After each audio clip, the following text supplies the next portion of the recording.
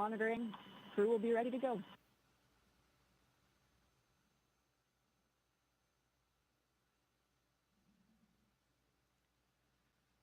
And lastly, the Crew-11 mission specialist, Roscosmos cosmonaut Oleg Platonov.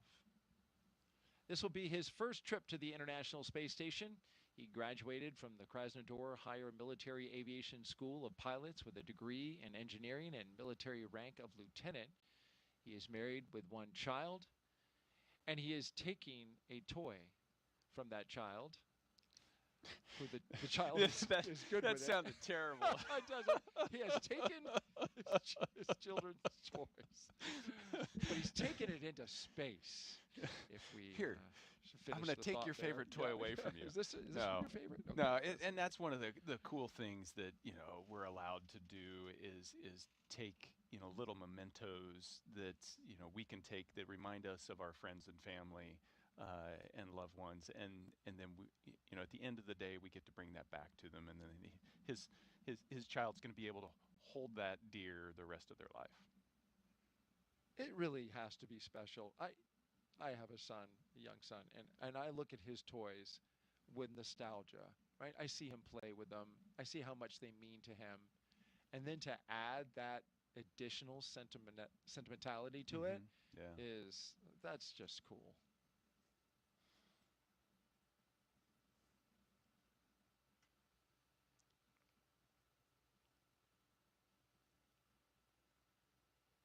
And, his kid will, I'm sure, see some video clip in some way of that toy floating around, right? Yeah, so it makes it more tangible. Right. That, I held it in my hands, and now I see it in space. And somehow that draws your, I did the same thing with my kids. It draws them closer to that experience. Yeah.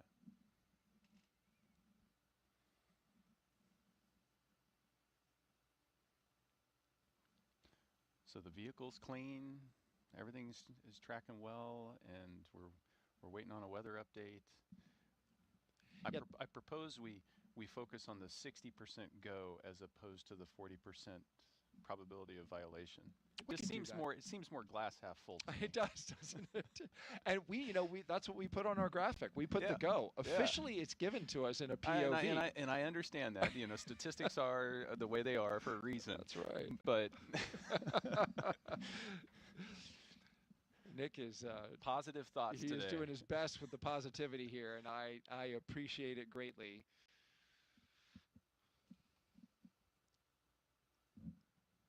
Okay, so we have a confirmed hatch closure. And so we'll start to see the closeout crew wrap up operations there in the White Room. And all of this is well ahead of schedule. So that's a good thing. They got plenty of margin if they need it. Absolutely. Margin's a good thing to have.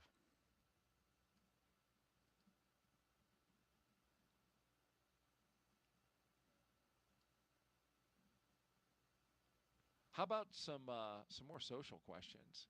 I love it. Let's do it. Yeah, keep them coming, folks. You can do it with hashtag AskNASA through the various platforms, Facebook, X, YouTube, and Twitch. Our next question. Abigail C3 asks, are there any space, quote, pioneers that have inspired Nick during his career or leading up to it? Did you have mentors at NASA? Well, let's take the first half of that question and talk about the pioneers. Yeah, pioneers. I read lots of biographies, autobiographies as I was growing up of, the Apollo generation, the early space program. I was fortunate enough on my first space flight, actually before that, after I'd been selected at NASA, every couple years we have a reunion where all the current astronauts, former astronauts gather together, and I got to meet Michael Collins, and he is somebody that I had always looked up to, and it just, if you read his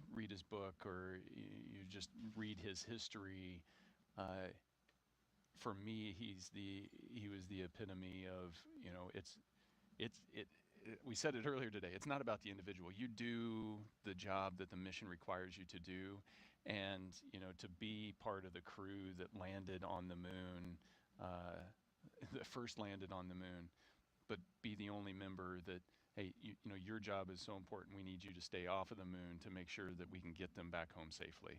And you do what it takes. And that's what we ask of everybody that joins the astronaut corps is, you know, we're going to need you to do what the mission requires. And that's an example that sticks in my mind.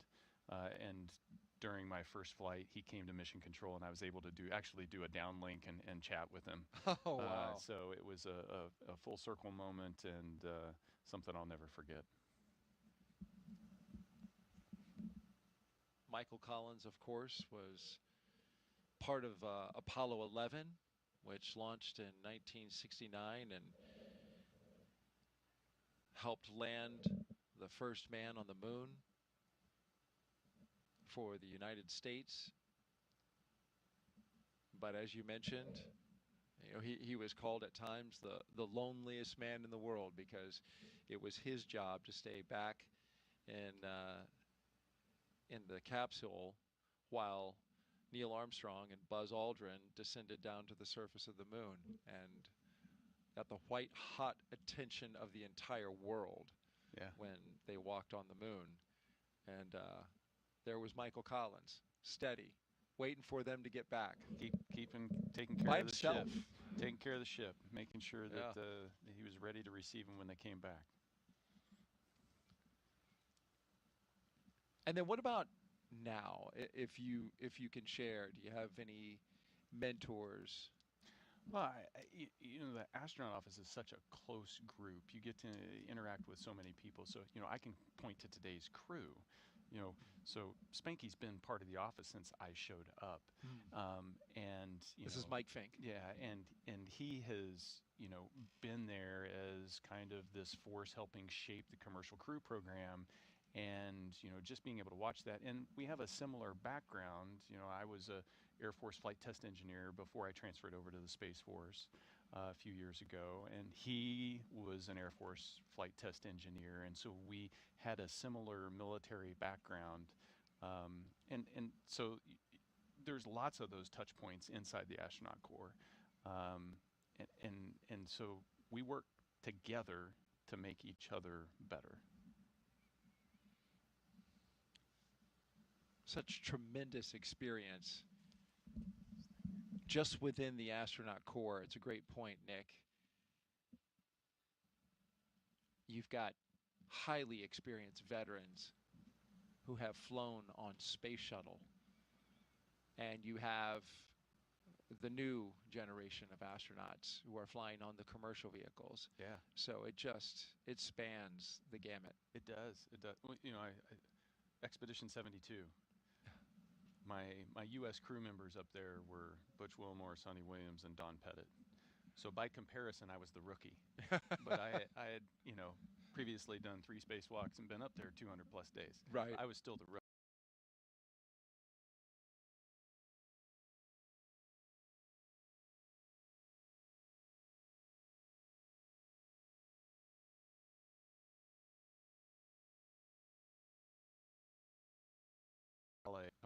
Some of that, it's you know, it's a passing of the baton.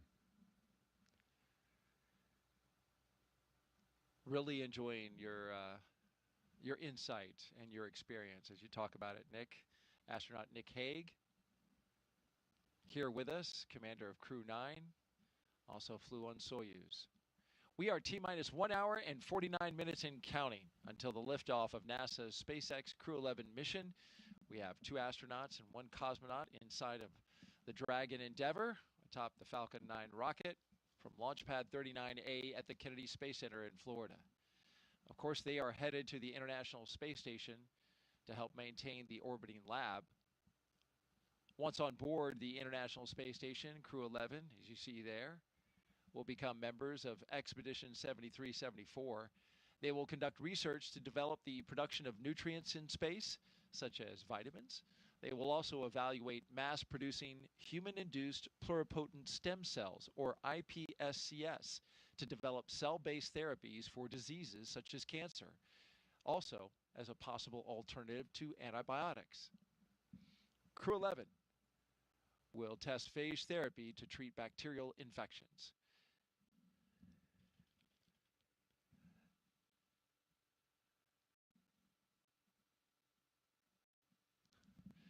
So Nick and I are standing by now as we are listening in to a weather brief. So please stand by.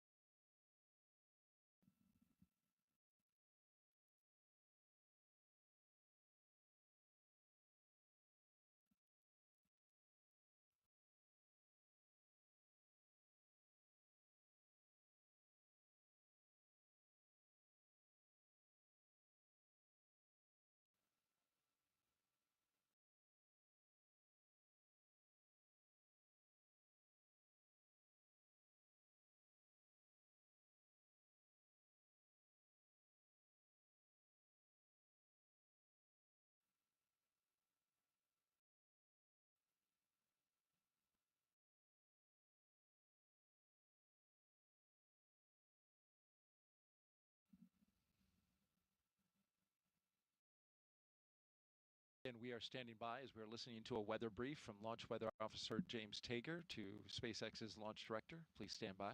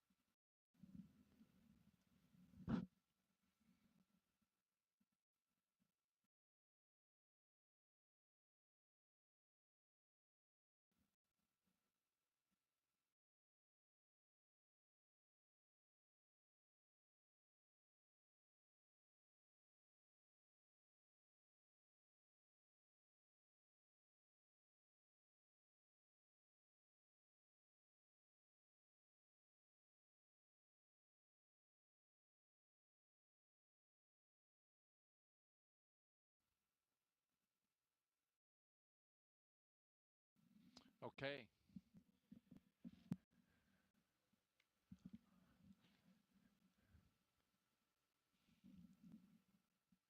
All right, so we have been listening to a weather brief. This was off air, by the way, but Nick and I listening to Launch Weather Officer James Tager give an update to Launch Director for SpaceX on the weather. This is something that they had set up a few hours ago to do one at the T-minus 2 hour mark. And so here we are, and we have the update. And basically what they said was, it is a sit, watch, and wait situation. We do have increased moisture in the atmosphere.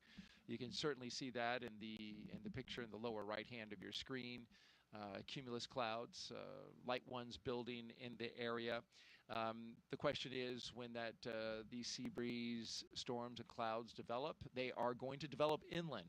which that launch pad that you see right there is literally 500 feet from the beach. So it's all the way as close as you can get to the water, right there at the Atlantic Ocean.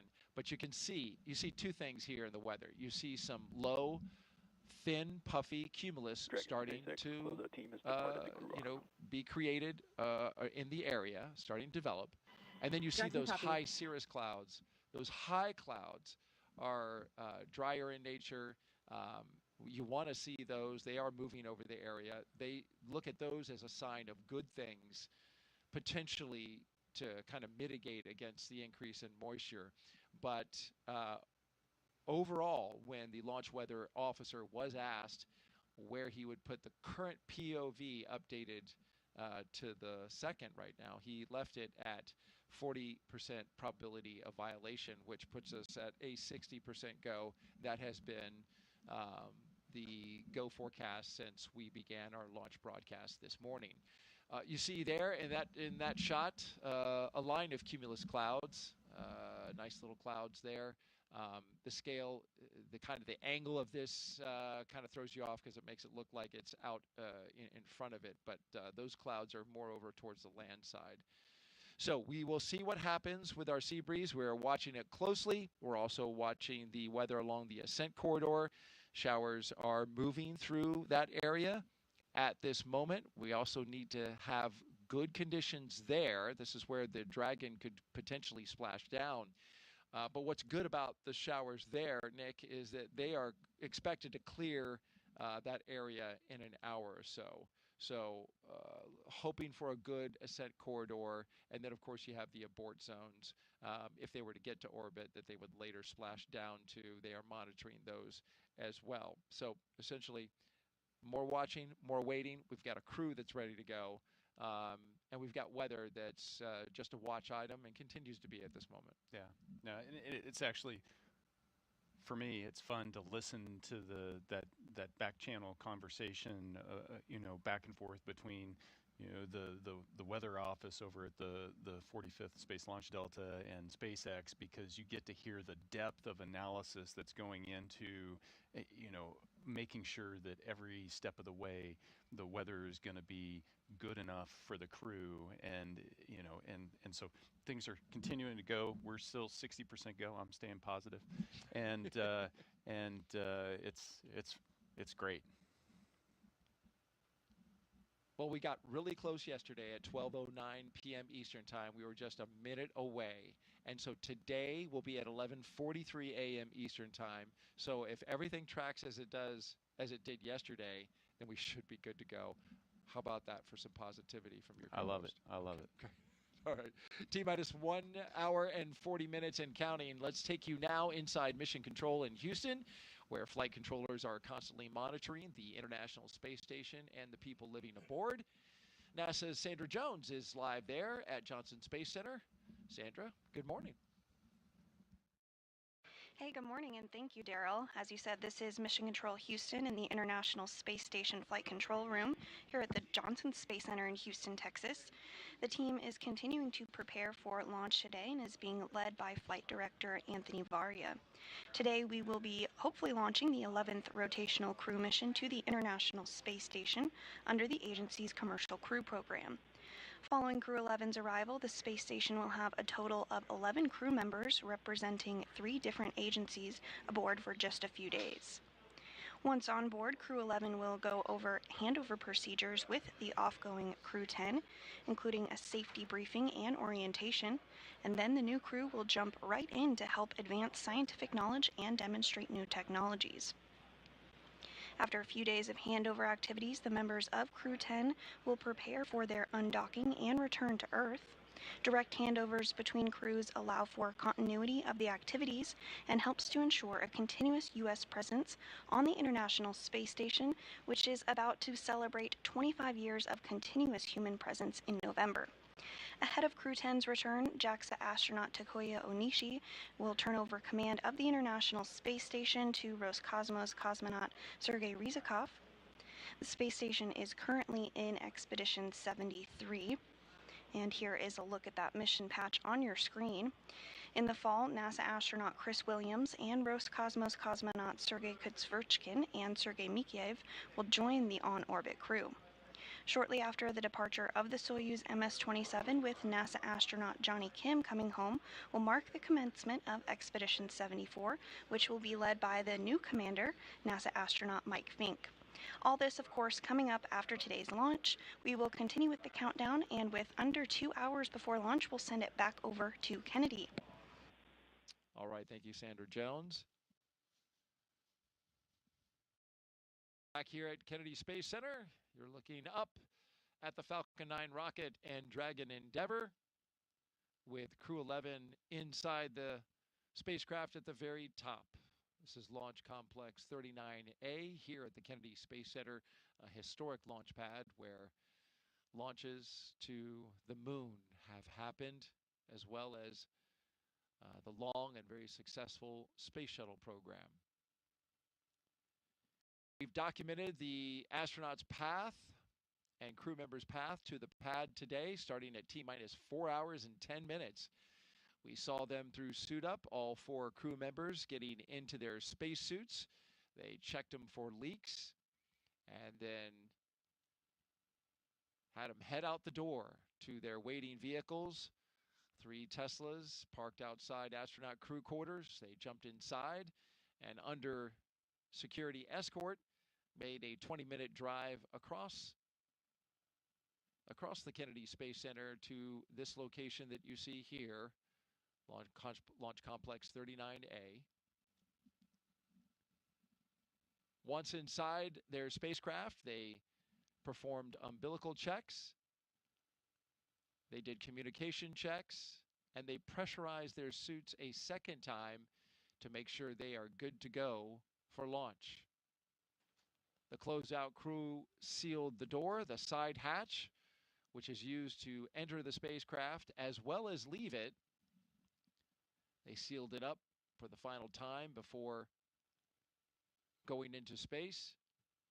And now we are marching to our next few milestones. We have some margin in the schedule now, so a little time for the astronauts to, as Nick was telling us yesterday, do some reflection,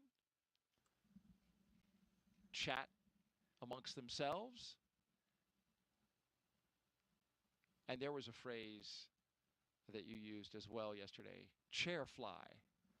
Yeah, aviation term. Yeah. To, sit there and visualize what you have to do and go through the motions mentally of everything that's going to come down the road. And so chair flying the launch sequence and everything that you're going to have to do. Thinking about all the different radio calls, all the different cues that you need to be able to see. That's chair flying.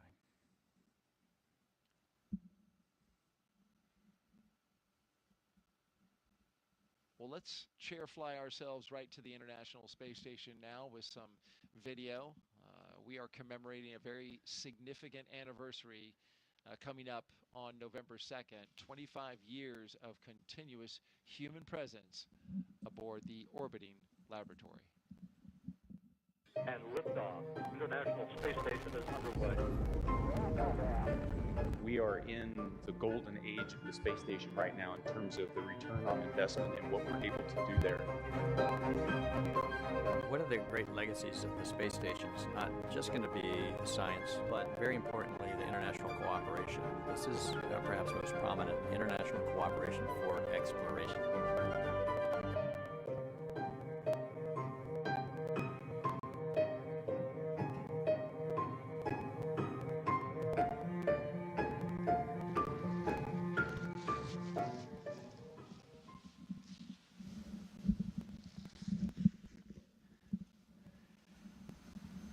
Yeah, what a view. 25 years.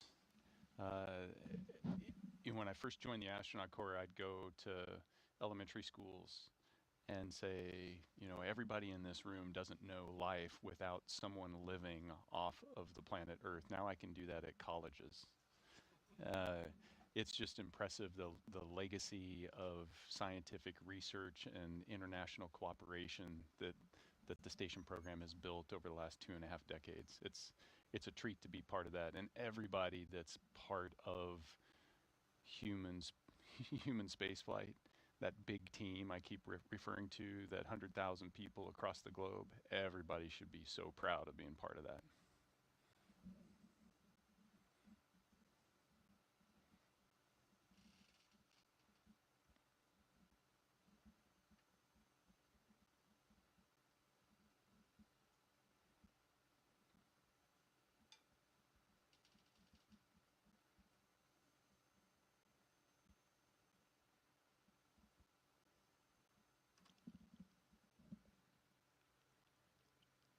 One of the first things Crew-11 did as a team was design their mission patch. You, of course, participated in the design of yours. This is Crew-11's patch.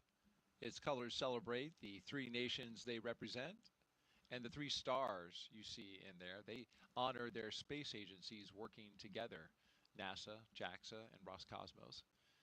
2 sunbeams form the number 11 that you see shaded in the background, shining on a tiny blue dot, our home on Earth.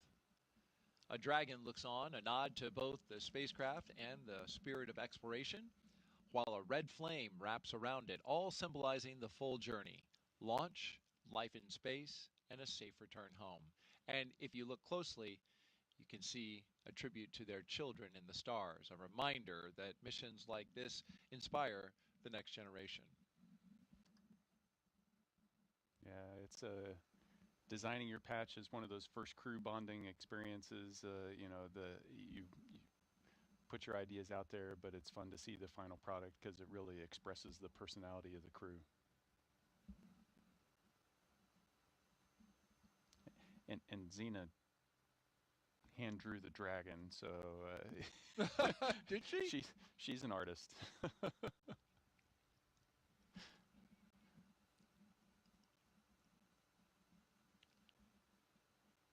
We're going to talk more about her artistic talent later in the show when we get closer to liftoff. Look forward to doing that around T-minus 13 minutes. Right now, we want to talk about the flight kits. Nick, each crew member gets to bring personal stuff aboard the ISS. You don't get to bring a lot, and you, in fact, have a designated volume, right? Yeah, so, you know, a small bag, you know, getting things to and from space is expensive, but it is important because you are going to be living on the space station. And so being able to bring some personal effects that help connect you and ground you to your friends and family and loved ones that are on the ground.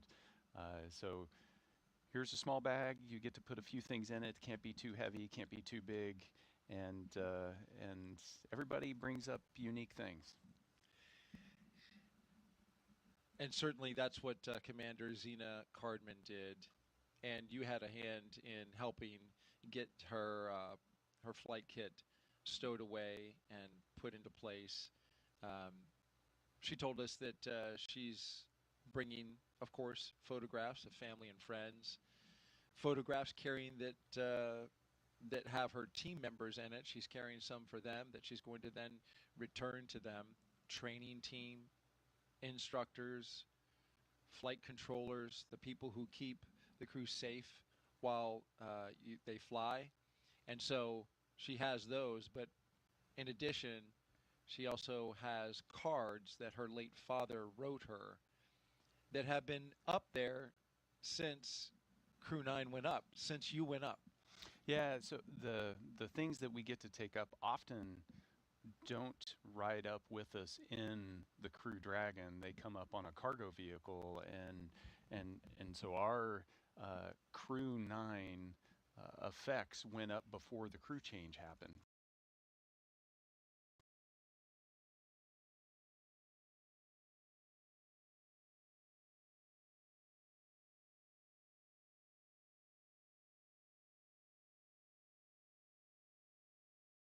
Things aside, when they get to the station, they're going to be able to find them. Michael Fincke is bringing something that is very familiar to him on missions that he's gone on in the past. He's taking his wife's gamusa from her side of the family. It's a type of silk scarf from her home state of Assam. It carries with it the blessings for his trip to the ISS from her side of the family. He took one on all 3 of his previous missions. The one that he did aboard the space shuttle, as well as his 2 Soyuz missions. He's been married for 25 and a half years, and so something that's very personal and very important to him. Kimiya is bringing a lot of pictures of family and friends, and he's going to give some of them back to those friends. And we mentioned Oleg earlier, taking pictures, and also a couple of toys. He's borrowing. He's borrowing. He's borrowing That's a the good toy. way to put it.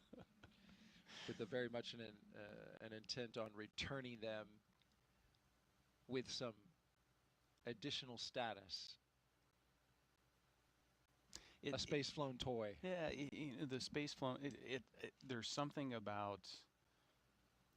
I think this desire to bring photographs, to bring things to space, and then bring them back to your friends and family. It's really the desire is to bring them to space with you.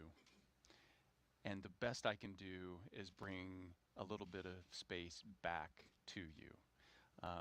But yeah, if I could bring everybody, I mean, that's the ultimate goal, is to like go from 700 people that have been in space to 700,000 people that have been in space to, the sky's the limit. Yeah. The more people we can get in space, appreciating and experiencing just that life-changing perspective, the better off the planet's going to be. And these are small gestures we do for our families to share that with them, but then also to let them know how important they are to actually putting us in those seats on that rocket, because you don't get there on your own.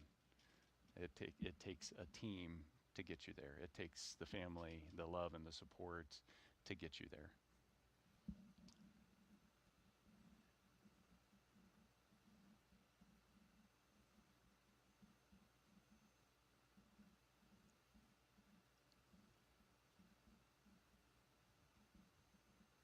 In addition to the flight kits, of course, CREW-11 taking science up as well, and some of the experiments they'll be working on include how do you grow vitamins in space, or even use viruses to fight bacteria on a spacecraft.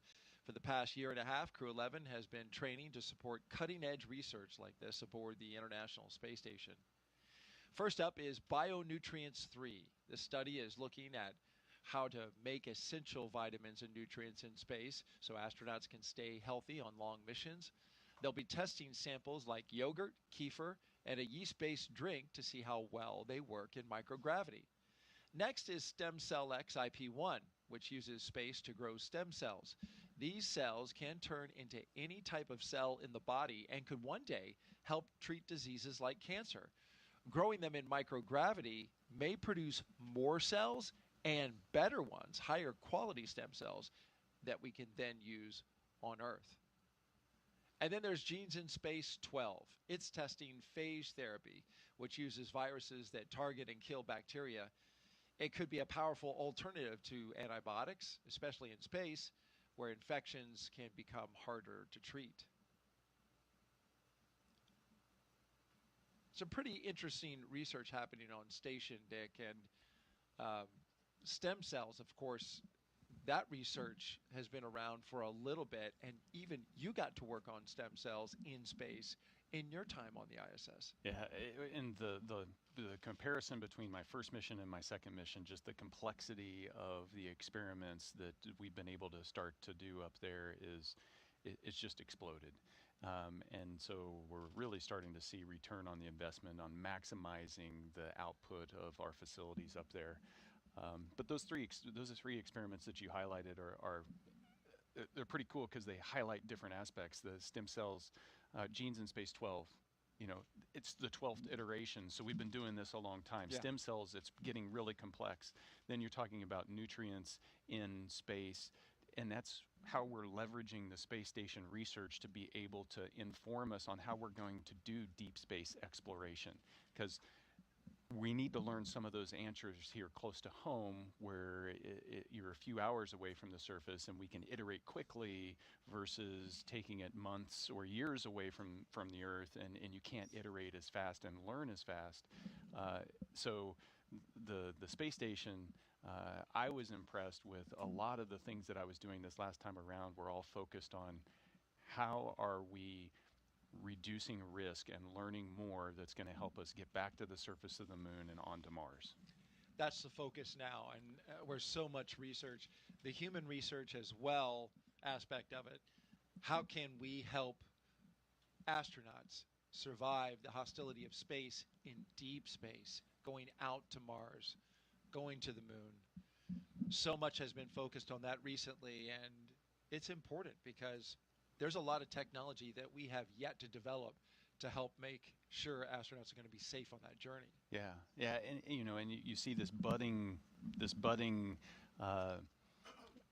start of that understanding and helping really propel us deeper into space. But then you also see that level of complexity build up on the research that we're getting to be able to leverage like the stem cells here on the ground to make life better for everyone on Earth. And that's the goal of exploration at its biggest, is going and discovering and learning so that we can make things better back here on planet Earth.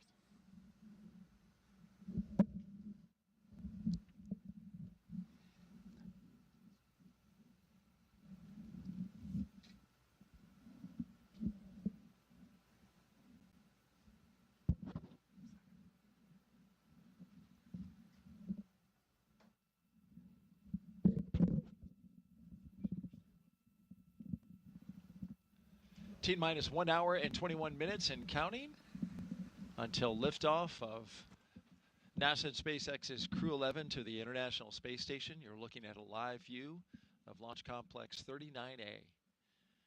That's Dragon Endeavour, the flight leader in the SpaceX fleet of vehicles. Today would be its 6th flight.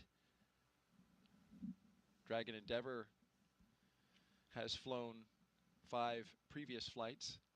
Since its first flight in 2020 for Demo 2, SpaceX's Endeavour Dragon has been a workhorse for NASA's Commercial Crew program, flying mission after mission. It has safely carried astronauts to the International Space Station 5 times: Demo 2, Crew 2, Axiom Mission 1, Crew 6, and Crew 8. In all, Endeavour has flown 9 astronauts, 3 space tourists, 2 Roscosmos cosmonauts, 1 retired NASA astronaut, and 1 ESA astronaut, and an Arab astronaut to and from the International Space Station. And Crew-11 marks Endeavour's 6th mission to the ISS. And there's been some fun that's been had along the way as well. That Endeavour has seen some fun crews. The bar is high. Choreographed dancing is that's a special skill. Those were your friends from Crew 1 that we saw with the sweet moves.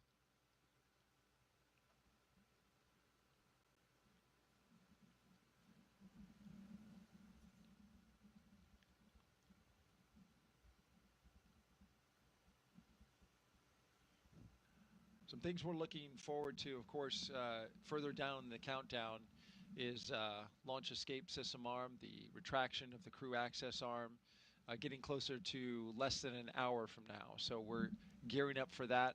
Also, the big one, T-minus 35 minutes, we'll begin tanking this rocket with propellants in order to make this flight to space. Yeah, everything builds up to that. Well, everything builds up to liftoff, right? That's right. But if you're going to go anywhere, you need gas. And before we load it with gas, we got to arm the launch escape system. So all of that starts to really pick up around T-minus 45. And, you know, right now you're still in that, you're in the seat, you're waiting, you're reflecting. As you start to arm the launch escape system, that's the mental shift to now it's time to be ready to go.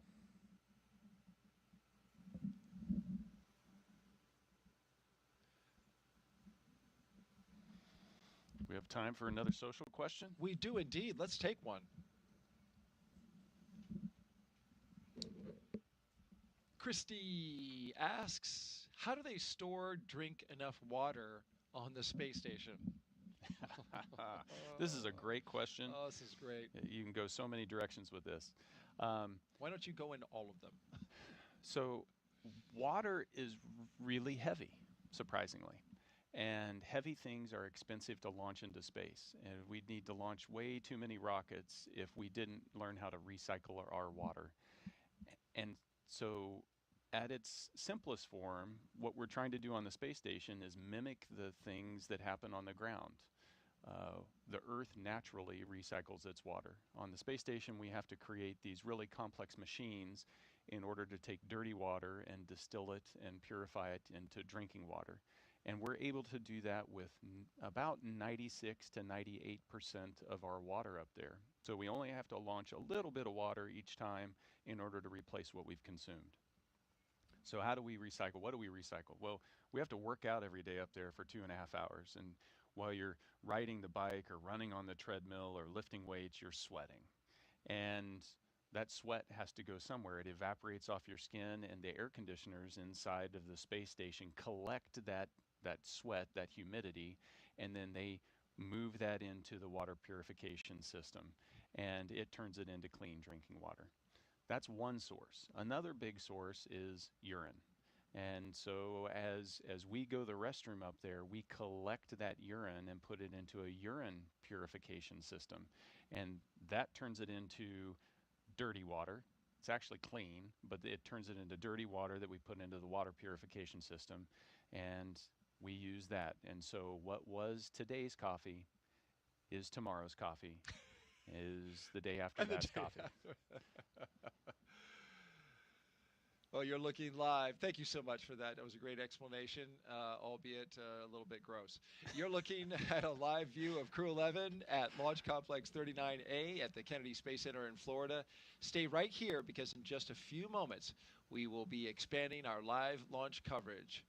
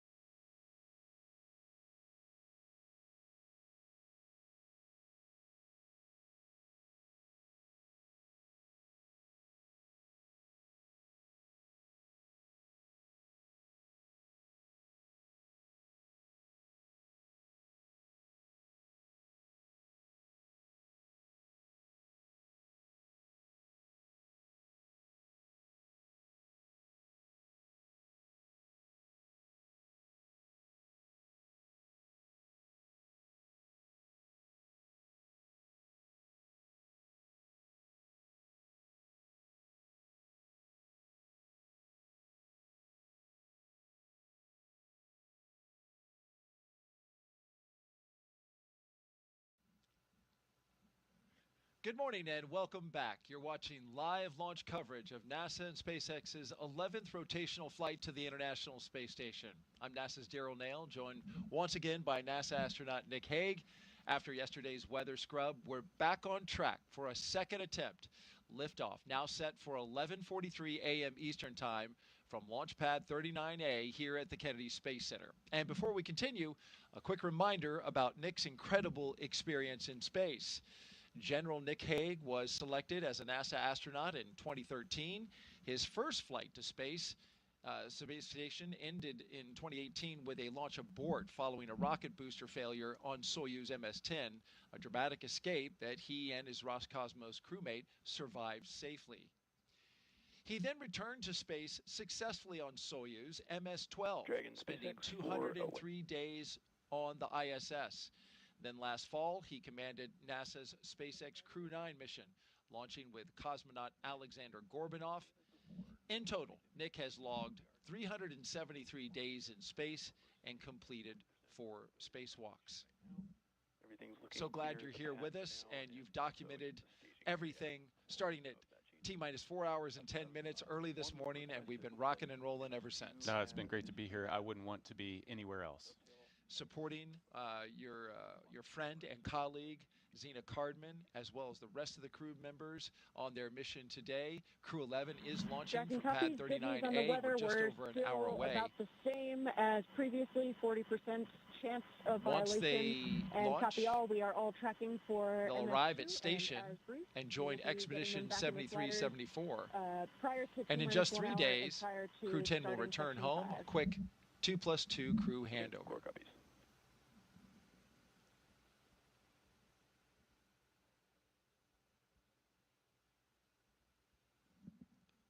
Yeah, so we had an update there about the weather. We had been monitoring that situation. The POV, which is probability of violation, still stands at 40%. That was the update they were giving.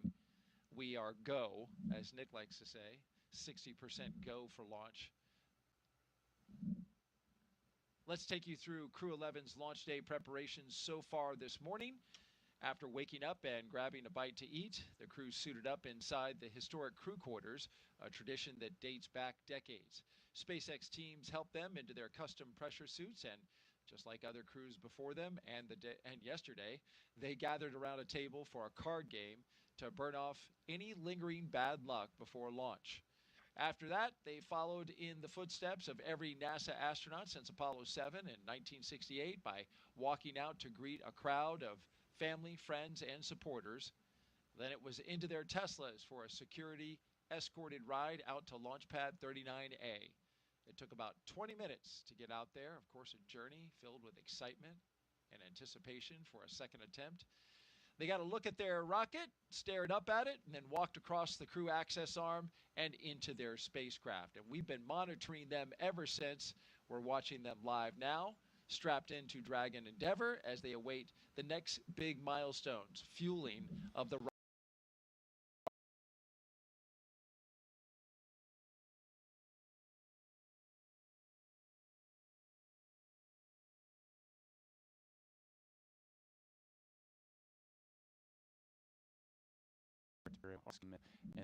and the million pounds of propellant that's going to go onto this rocket that we're going to turn into flame and push these guys into space.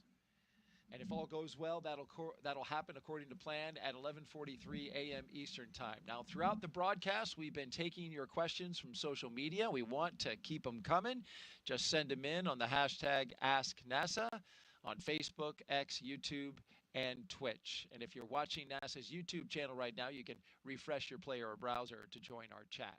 Okay, at this time, we're going to expand our coverage as we did yesterday to include our partners at SpaceX. So let's welcome back our commentators joining us live again from Hawthorne, California. Welcome back, guys. We're going to give it another go.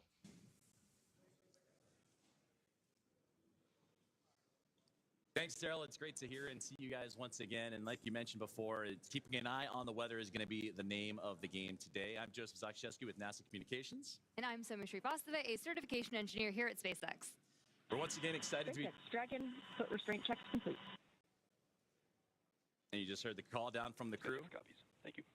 As they continue to march forward towards those milestones, their restraint checks, they're strapped in and ready to go. And we're once again excited to be joining you from Mission Control here in Hawthorne, California, as we count down the liftoff of Crew-11 just a little more than an hour from now. And as you heard Daryl and Nick talk about during yesterday's launch attempt, the weather played the key factor and caused the scrub. They walked right up to the T-minus 1 minute and 7-second mark. So today we continue to keep our eye on the skies and monitor the weather as the clock continues to roll backwards towards liftoff.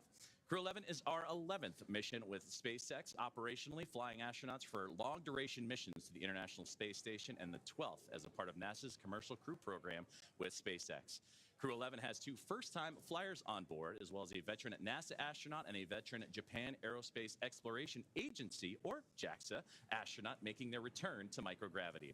The multinational crew also represents 3 different space agencies, Soumya: NASA, JAXA, and Roscosmos.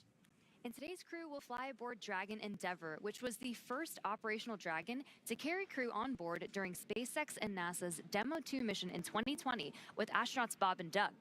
Endeavour has been pretty busy since then, having flown NASA's Crew 2 mission, Axiom 1, and NASA's Crew 6 and Crew 8 missions. This will be the first Dragon that gets to fly 6 times.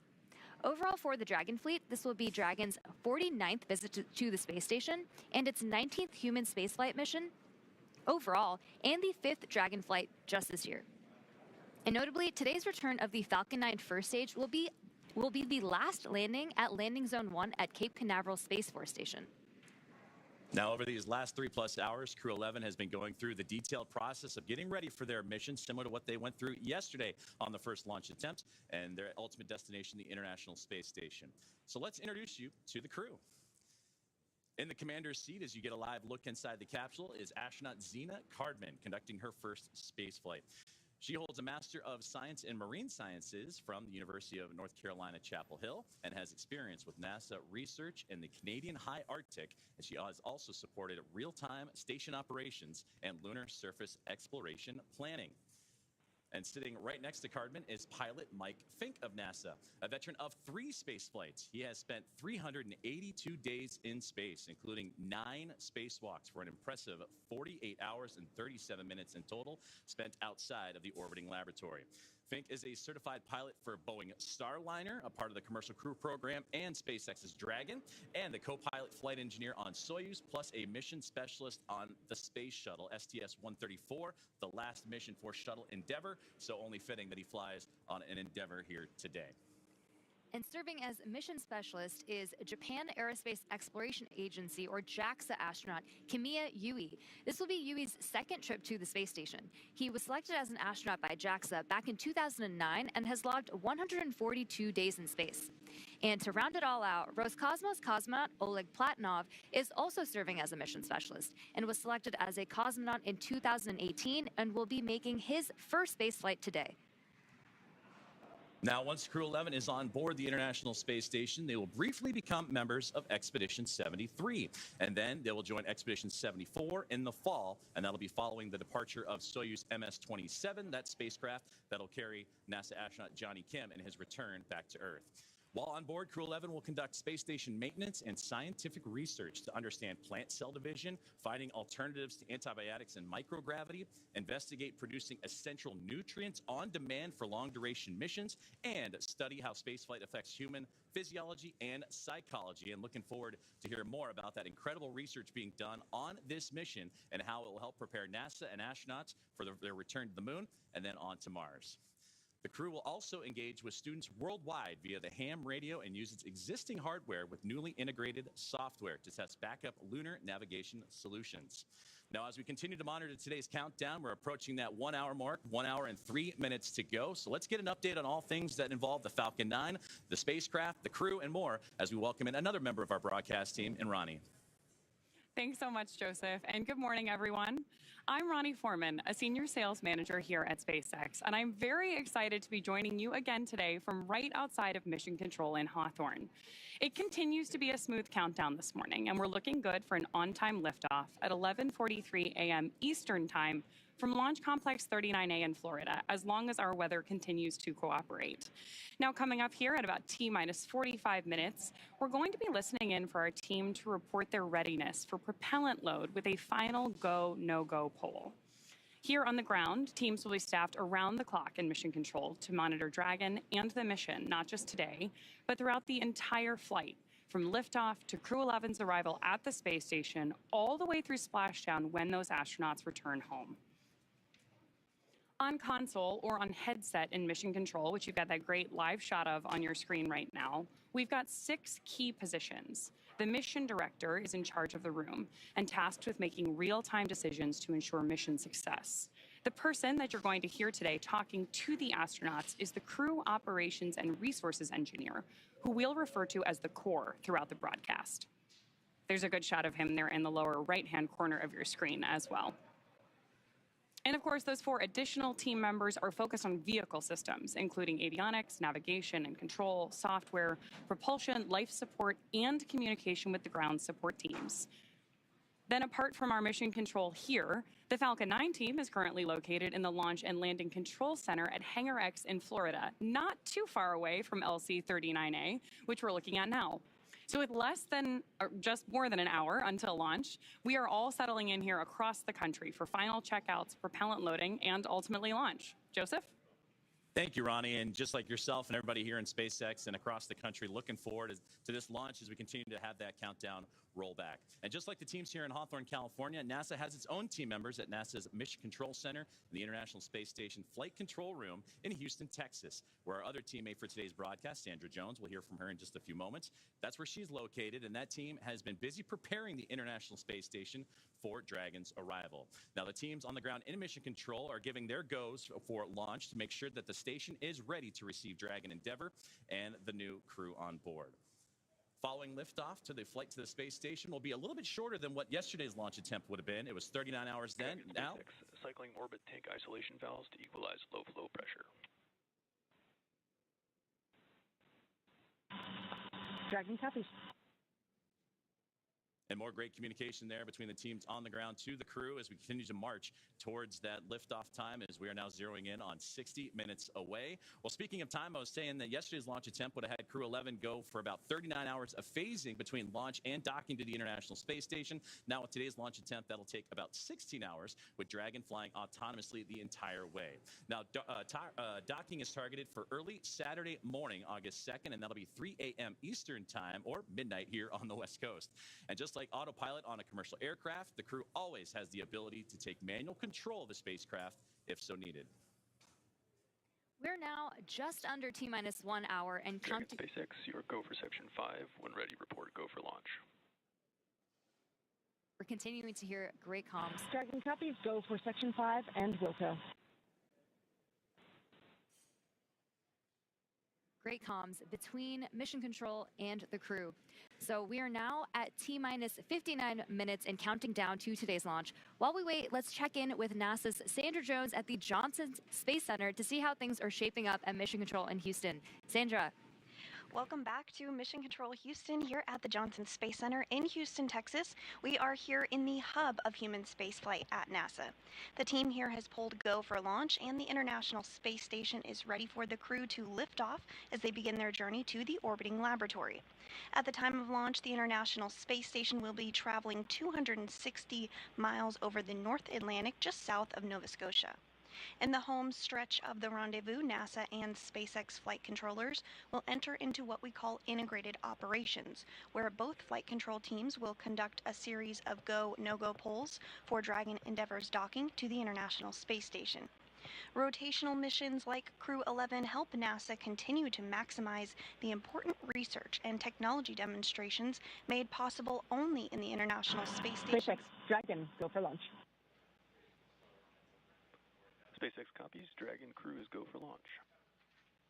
And you heard it there from the commander of the Dragon Endeavour. They are go for launch. We are continuing to march towards a launch in 58 minutes from today. Their destination, of course, you see there on your screen, the International Space Station, with a unique microgravity environment, critical for NASA to prepare for future commercial low Earth orbit destinations and to understand and overcome the challenges of long-duration spaceflight necessary for a long-term presence on the Moon and crewed missions deeper into the solar system, including onto Mars. Now here's a closer look at the mission and what Crew-11 will have to look forward to during their stay aboard the International Space Station.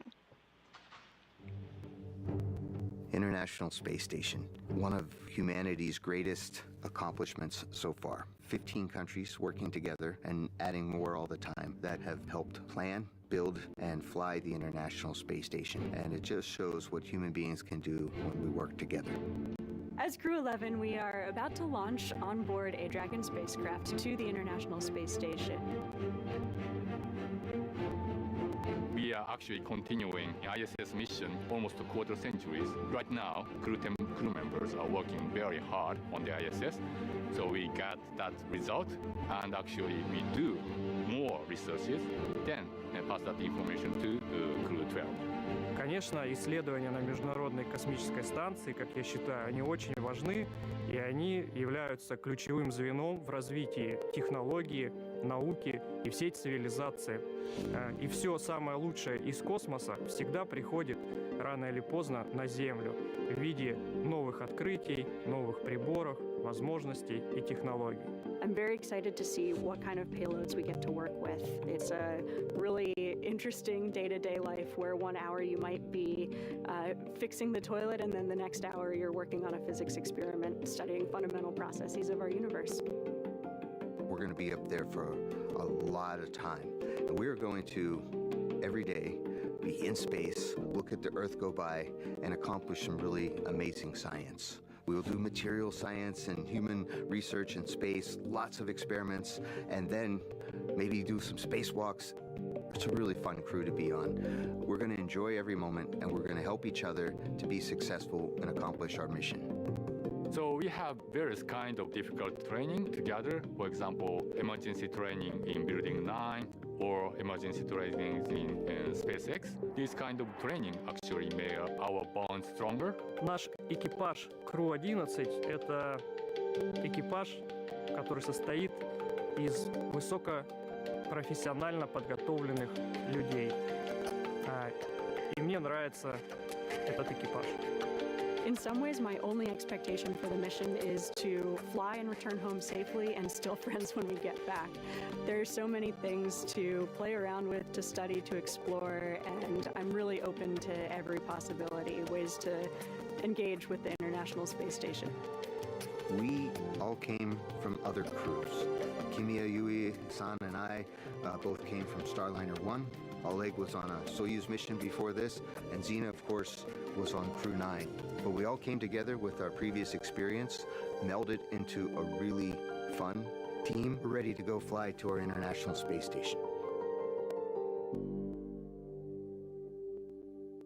We are back here at the Kennedy Space Center in Florida, joined by astronaut Nick Hague. I'm Daryl Nail with NASA Communications, and we are watching this countdown proceed, the second day. We were scrubbed by weather yesterday. We heard about that earlier, got down to 1 minute and 7 seconds.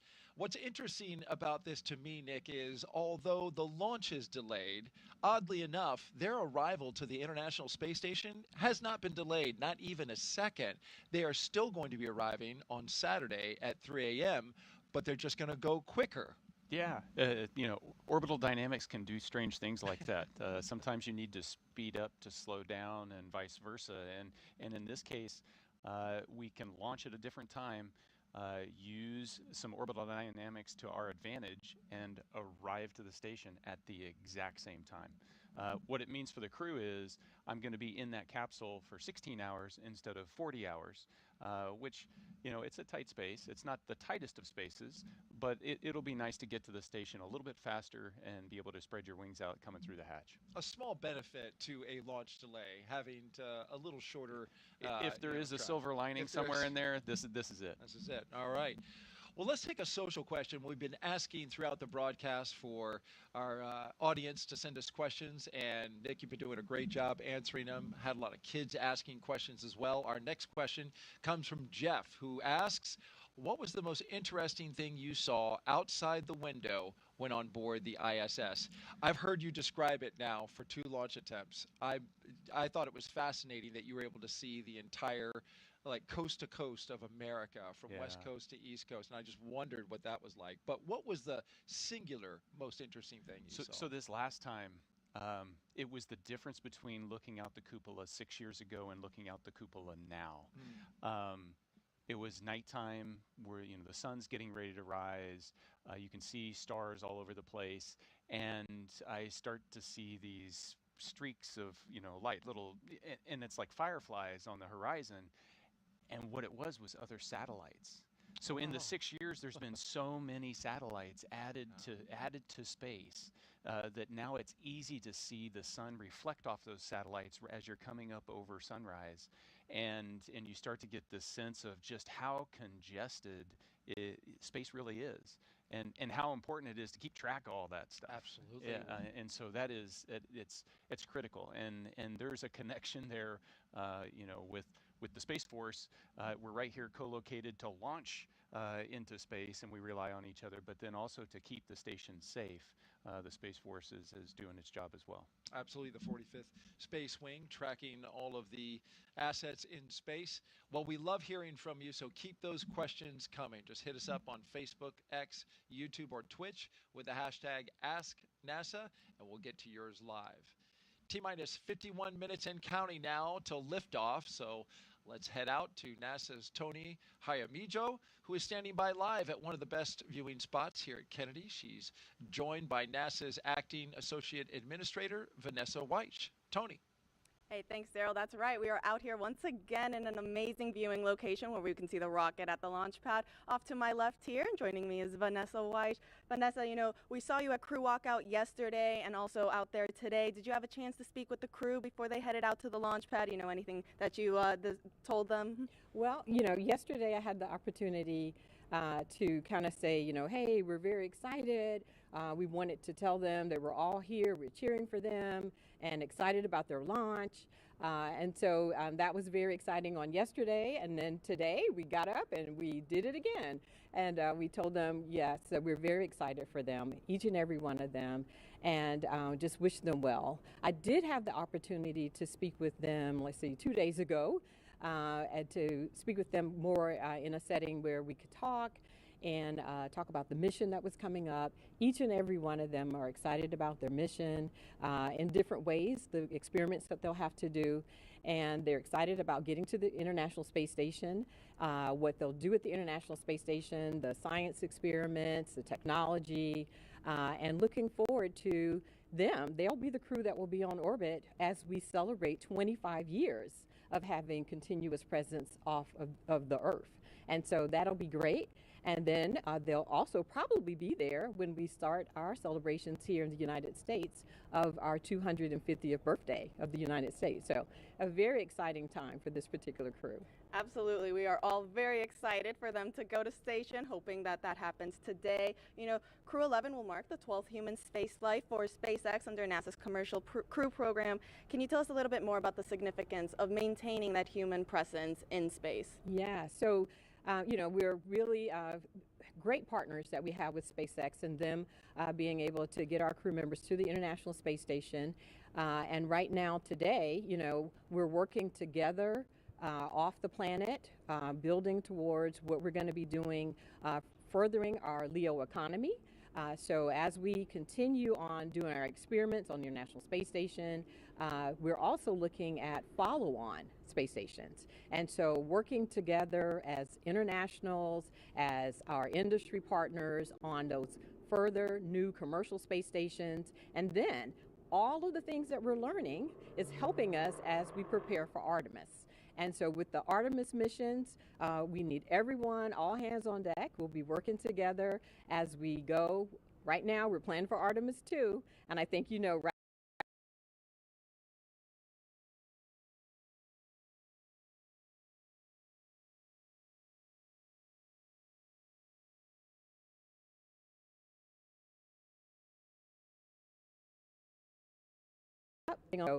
together.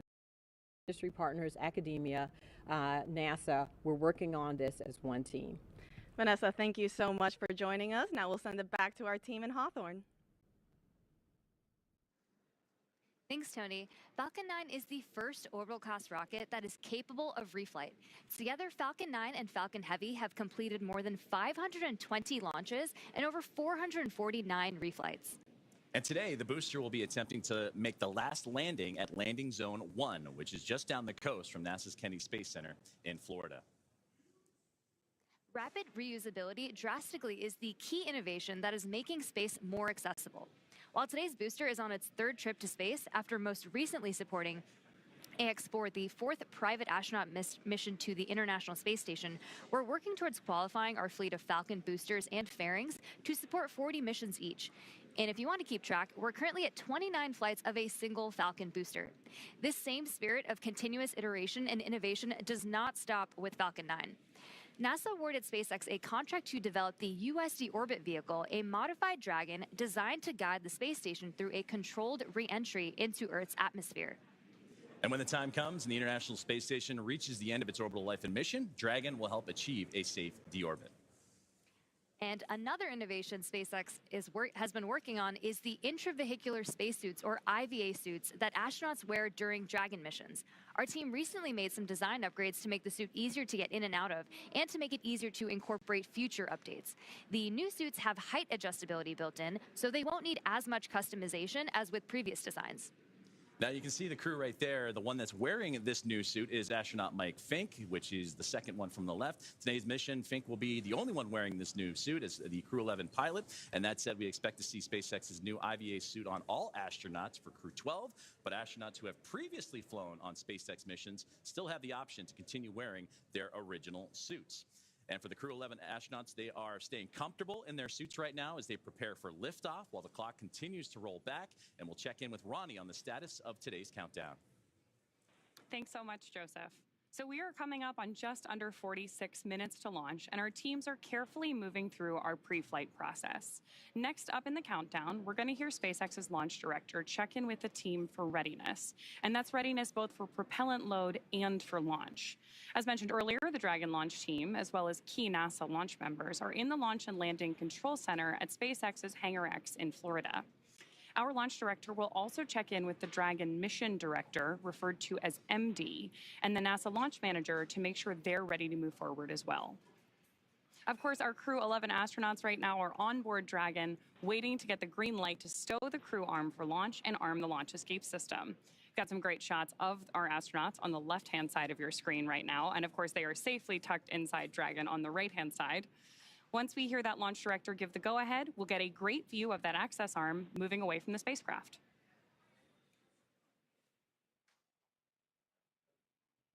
You're going to stand by here and listen in for that final poll and some instructions to our team in that final lead up to liftoff.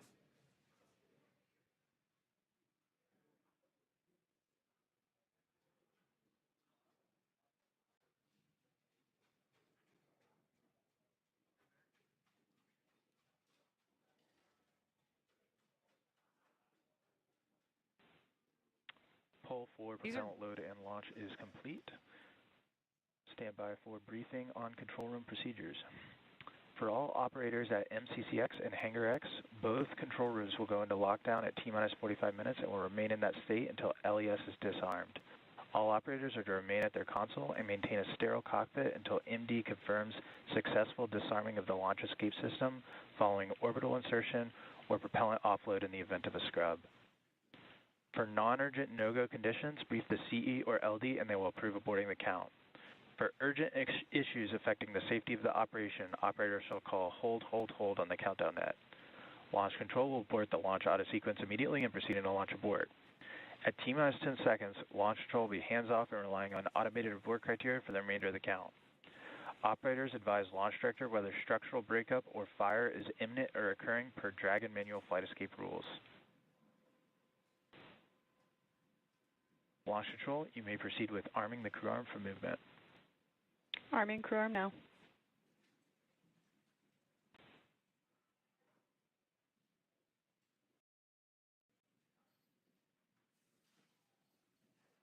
So we just heard those instructions to our team. Again, we're about to see that crew access arm move away from the spacecraft. Crew access arm retraction started.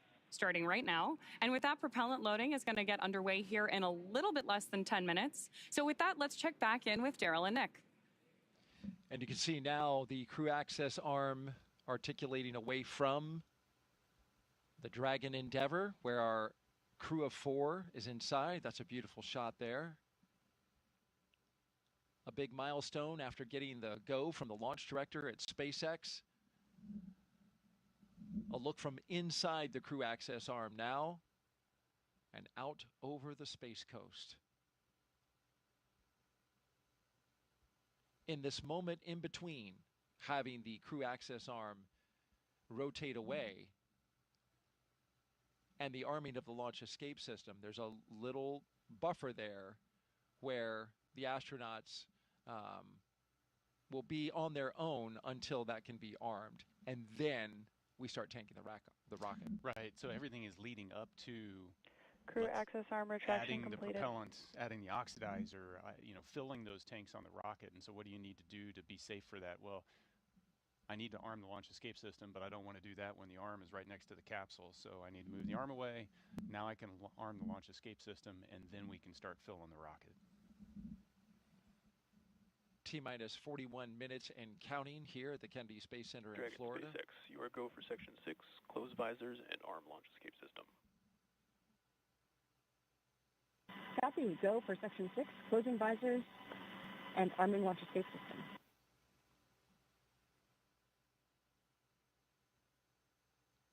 Here's a beautiful shot from our helicopter looking west. You can see the formation of cumulus clouds in the area. Weather is a watch item for today. The launch weather SpaceX, officer. Dragon, visors closed, arming launch escape system. SpaceX copies. The launch weather officer putting it at 60% go for today. The concern is the buildup of cumulus clouds, the ones that you see there building up. There's a lot of moisture in the atmosphere. But although you see those clouds around the pad, notice as we start to circle around to the west and look east, clear skies out over the Atlantic Ocean.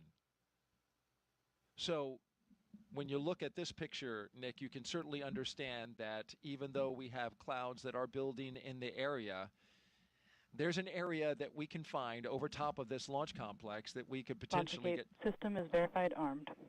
Get clear enough path to launch this rocket.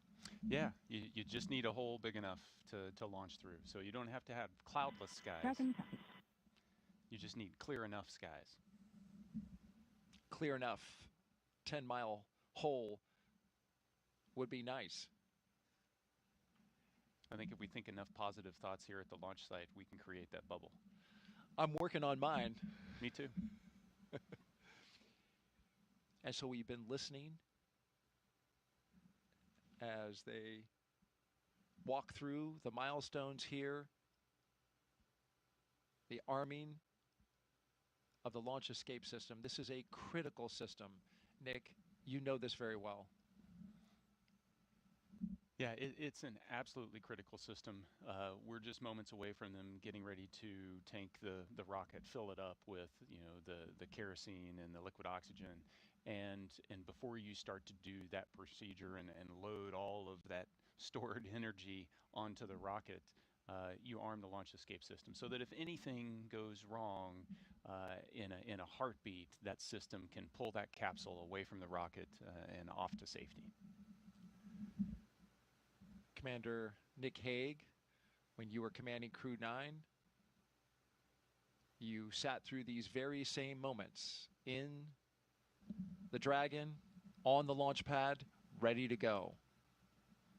Yeah, once you press the button to launch to arm the launch escape system, there's a switch in your mind. Now you're sitting on a live rocket. Now everything is primed and ready to go. You are definitely focused on everything leading to T-0 and liftoff. And that arming of the launch escape system happening just a few seconds from now. We expect it at T-38 minutes.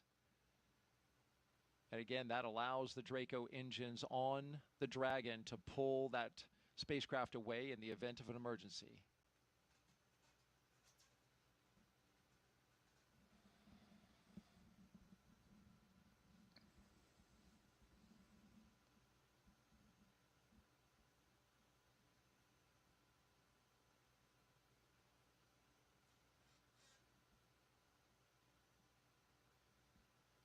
This is a beautiful view. One of the things I love about the way Dragon fills its tanks is being able to watch the frost build up when these cryogenic fuels, when you load them onto the rocket, you're going to see it change color. It's a unique experience for a Falcon. You were talking about the crew inside and the launch escape system. There's a manual option as well if the crew senses something. Yeah, absolutely. There's a handle that sits on the display panel in between the pilot Falcon and 9 the tanks commander are seat. venting for the starter propellant load. And so if something happens, it's within reach for Zena to be able to grab that handle and pull her crew to safety. So there's that redundancy. You've got the automatic system, and you also have the human factor, which is critically important in a mission like this. Yeah, even though they're highly automated systems, there's always a manual backup, and even though it's on autopilot essentially all the way to docking, if need be, the commander, the pilot, the crew can intervene those automatics and revert to a manual control. We are awaiting the beginning of tanking, which is slated for T-minus 35 minutes and counting.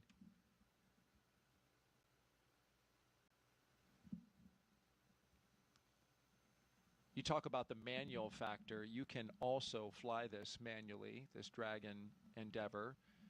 And is it through touchscreens? Yeah, the Dragon has a unique interface. It's a touchscreen panel, so once you activate the manual controls, you have a series of virtual buttons on a touchscreen that you can issue commands that would change the attitude or even change the motion of the capsule. Beautiful shot there by our Kennedy Space Center flight operations team.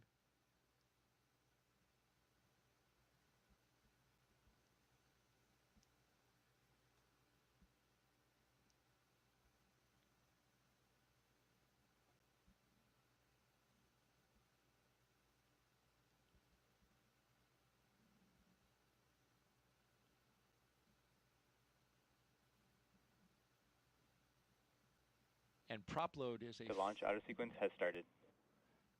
And there we have the signal that the automatic prop loading sequence is underway. All of this prop load that loads the 4 tanks, the 2 LOX tanks, and the 2 prop tanks sequentially is now being done. It's fully automated. Yeah, and highly timed, choreographed so that these super cold liquids don't have an opportunity to boil off too much. And you want to top off the tanks and then launch almost immediately.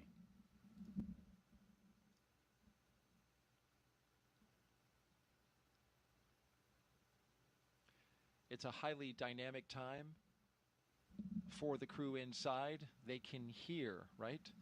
The sound of prop load. Now they're starting to feel Falcon 9 come to life. You hear the pumps and the fuels and the liquids move around. You can hear venting. You'll hear some call outs to warn them about venting. So there's sounds now, the sounds of Dragon. It has its personality, and it starts to come out. All right, with that, thank you very much, Nick Hague, NASA astronaut, commander of Crew 9, here with us as our co-host today. We'll send it back out to California and SpaceX.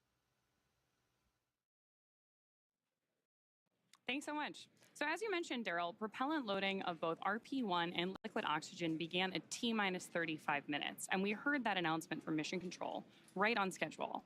Weather continues to be our main watch item today, but I'm hearing from our vehicle teams that everything looks good both for Falcon 9 and for Dragon.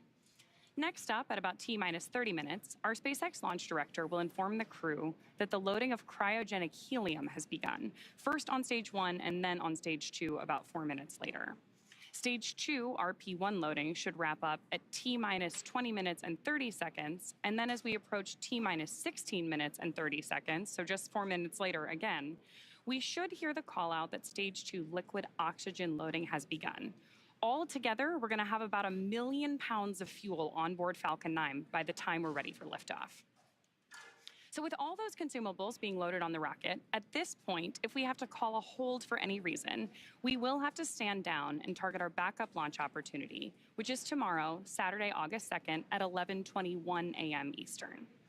The reason we have a specific backup launch day and time is that we can't just pause for weather and jump back into the countdown, mainly because we have an instantaneous launch window today. Let's dig into that some more and do a little Orbital Mechanics 101. An instantaneous launch window means we need to launch at exactly the right time, and that's driven by our planned rendezvous point, which is the place that Dragon and the space station meet in orbit. Right now, the International Space Station is orbiting the Earth at more than 17,000 miles per hour, and Dragon actually needs to catch up to it. That means we have to deliver Dragon to the correct orbit by timing its trajectory relative to the International Space Station so that they're in the same place in space at the same time. A precise liftoff time is crucial for hitting that rendezvous point. So at this point, if we heard a hold called, we would have to stand down and do many of these processes again, which if you joined us yesterday, we know is what happened with our launch attempt yesterday. And then, of course, we'll be targeting our backup launch opportunity, which is now tomorrow at 11:21 a.m. Eastern. So for now, with everything still looking good, I'm going to hand it back to Somya and Joseph to talk about West Coast recovery. Somya? We are now at just a little over T plus 31 minutes and counting, getting closer and closer to getting our Crew-11 astronauts into space. Once their mission is complete and it's time for our crew to splash down back on planet Earth, they'll be heading to one of several targeted sites supported by SpaceX. Until recently, Dragon recoveries primarily occurred off the coast of Florida. But this year, SpaceX moved Dragon recovery operations off the coast of California to allow Dragon to complete its deorbit before safely jettisoning the trunk over the Pacific Ocean.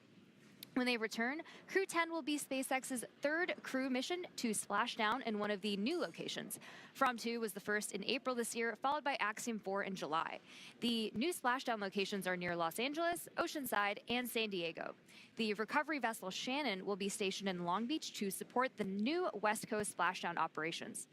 Spreading these supported sites across multiple locations helps to maximize the return opportunities, lowering the chance that we will have to wave off due to bad weather.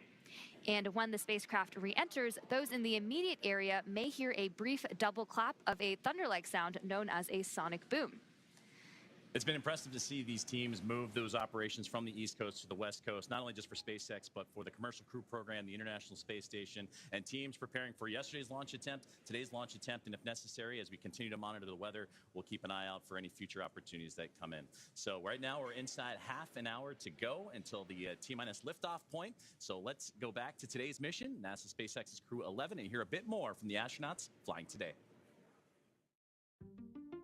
I think it's really innate in our human nature to want to keep exploring and to keep pushing boundaries.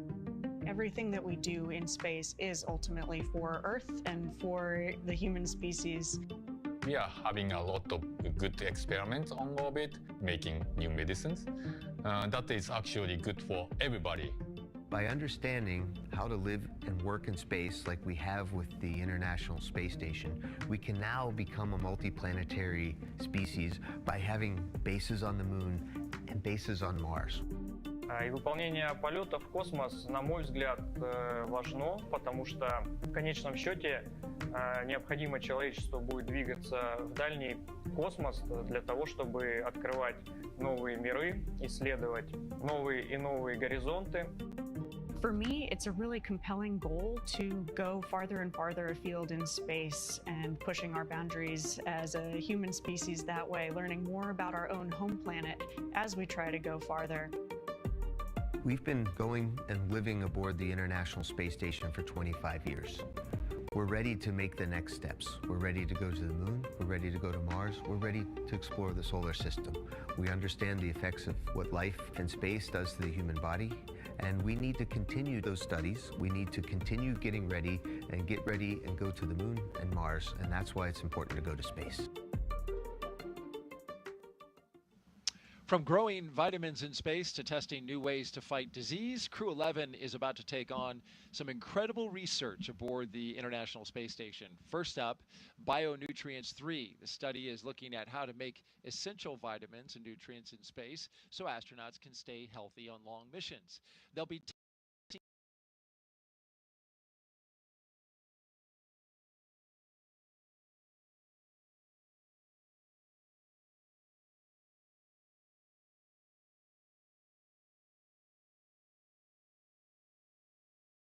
industries like Canada may produce more cells and better ones than we can make on Earth. And then there's Genes in Space 12. It's testing phage therapy, which uses viruses that target and kill bacteria. It could be a powerful alternative to antibiotics, especially in space, where infections can become harder to treat. A lot of research as well happens on the human body, and you had some research that you did when you were there. Yeah, every astronaut that goes to the space station can volunteer to be a subject for a plethora of human experiments, and we're learning so much about what affects us, from our immune system all the way down to our bones and our muscles and even the makeup of our DNA. It's fascinating the amount we can learn. And if you want to know why Nick is able to have such a young look, it's because in space you get older slower. I heard like 0.005 seconds slower. Yes, that and radiation's good for complexion. Thank you, Nick, for all your insight. Now let's toss it out to Tony at OSB2. Hey, thanks, Daryl. Joining us here, we have Dr. Stephen Platts, Dr. Lori Glaze again. Thank you guys both so much for joining us once again on this beautiful day. You know, Steve, Lori, let's discuss the human research that's going to be flying aboard this mission. Can you tell us what the crew will be conducting? Sure. The Human Research Program is sponsoring 10 research experiments for this particular launch. We're really excited about it. We have cardiovascular studies. We have studies looking at the brain and the eyeball, muscle, skeleton, pretty much everything you can think of. And what we're most excited about is we're really able to focus on some of the biggest risks we have to the human for spaceflight, and we're focusing on how we can better understand everything we need to get to the moon and Mars. You know, speaking about the moon and Mars, Lori, can you tell us a little bit more about how this human research help us on those future missions? You bet. You know, when we start thinking about our future at the moon and Mars, sometimes it seems like science fiction. You know, the idea of having a permanent base on the moon that we can visit, or sending humans to Mars, but we are getting so close. In fact, we're less than a year from the next flight in the Artemis program, which is Artemis 2. We're going to be sending 4 crew for 10 days around the moon, and so we're getting there. The next mission after that will land humans, our crew, on the surface of the moon, first time since 1972, and at the South Pole, where we've never been before. And when we think about those missions that we're going to want to spend time on the surface of the moon or transiting to Mars, we're going to need our crew to be healthy for weeks or months in that transition period, and then be able to perform and execute the science and the exploration when they land in those partial gravity environments. And so it's critically important. We're using the space station, of course, it's a unique laboratory for doing the experiments that Steve's describing, doing things like being able to grow plants that we're going to need for food, so we don't need to bring all of the fresh food with us. Being able to recycle the water for drinking water and other purposes on the on that journey. Having sensors that can help us detect hazards from solar storms, so that the crew can get protection in time. So all this work is critical for us in our planning, and it's getting close. So we need this work now. Absolutely. You know, speaking about those experiments on station, Steve, I heard there's a new one coming on this mission. Can you tell us a little bit more about that? Sure. It's called manual piloting, and it's the first time we're flying it, so we're really excited about it. It will really help us with our planning for landing on the moon. And so what we're doing is we're looking at the transitions of gravity. We go from Earth to orbit, and then we're thinking landing on the lunar surface. Those transitions affect the human body, and so they can make you disoriented, they can disturb your balance and things like that. We have special equipment that we can use to simulate landing a vehicle, and so we're going to test the crew before, in flight, and then after they land, in order to see how the body's affected, so that we can figure out the best way to keep them safe.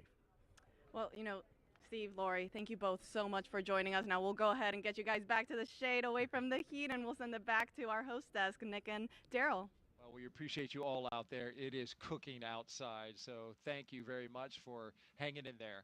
Crew-11's time in orbit will teach us how to keep humans healthy in the space for long haul. Meanwhile, on the moon-facing side of NASA's work, Artemis II astronauts, including Commander Reed Wiseman, are training for a very different challenge, a 10-day mission around the moon. And before they launch, NASA and the Department of Defense are making sure they know how to get home, even in an emergency. Here's Reed with a behind-the-scenes look.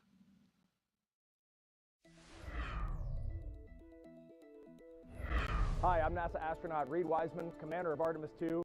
I'm here at the Kennedy Space Center in Florida, and as you can see, work is well underway for our next mission to the moon, both on land and off the coast. Back in June, teams with NASA and the Department of Defense used an area of open water off KSC to rehearse procedures for a possible rescue after an ascent abort from the SLS rocket. Instead of using astronauts, they used a set of test mannequins staged inside the crew module test article, a full-scale mock-up of the Orion spacecraft. You can see pararescuers jumped from a plane into the water with their specialized equipment, then approached the spacecraft, opened the capsule, and transported the mannequins to the helicopter safely for medical care. This was one of 2 emergency procedures they rehearsed should they need to rescue me, Victor, Christina, and Jeremy during an abort scenario.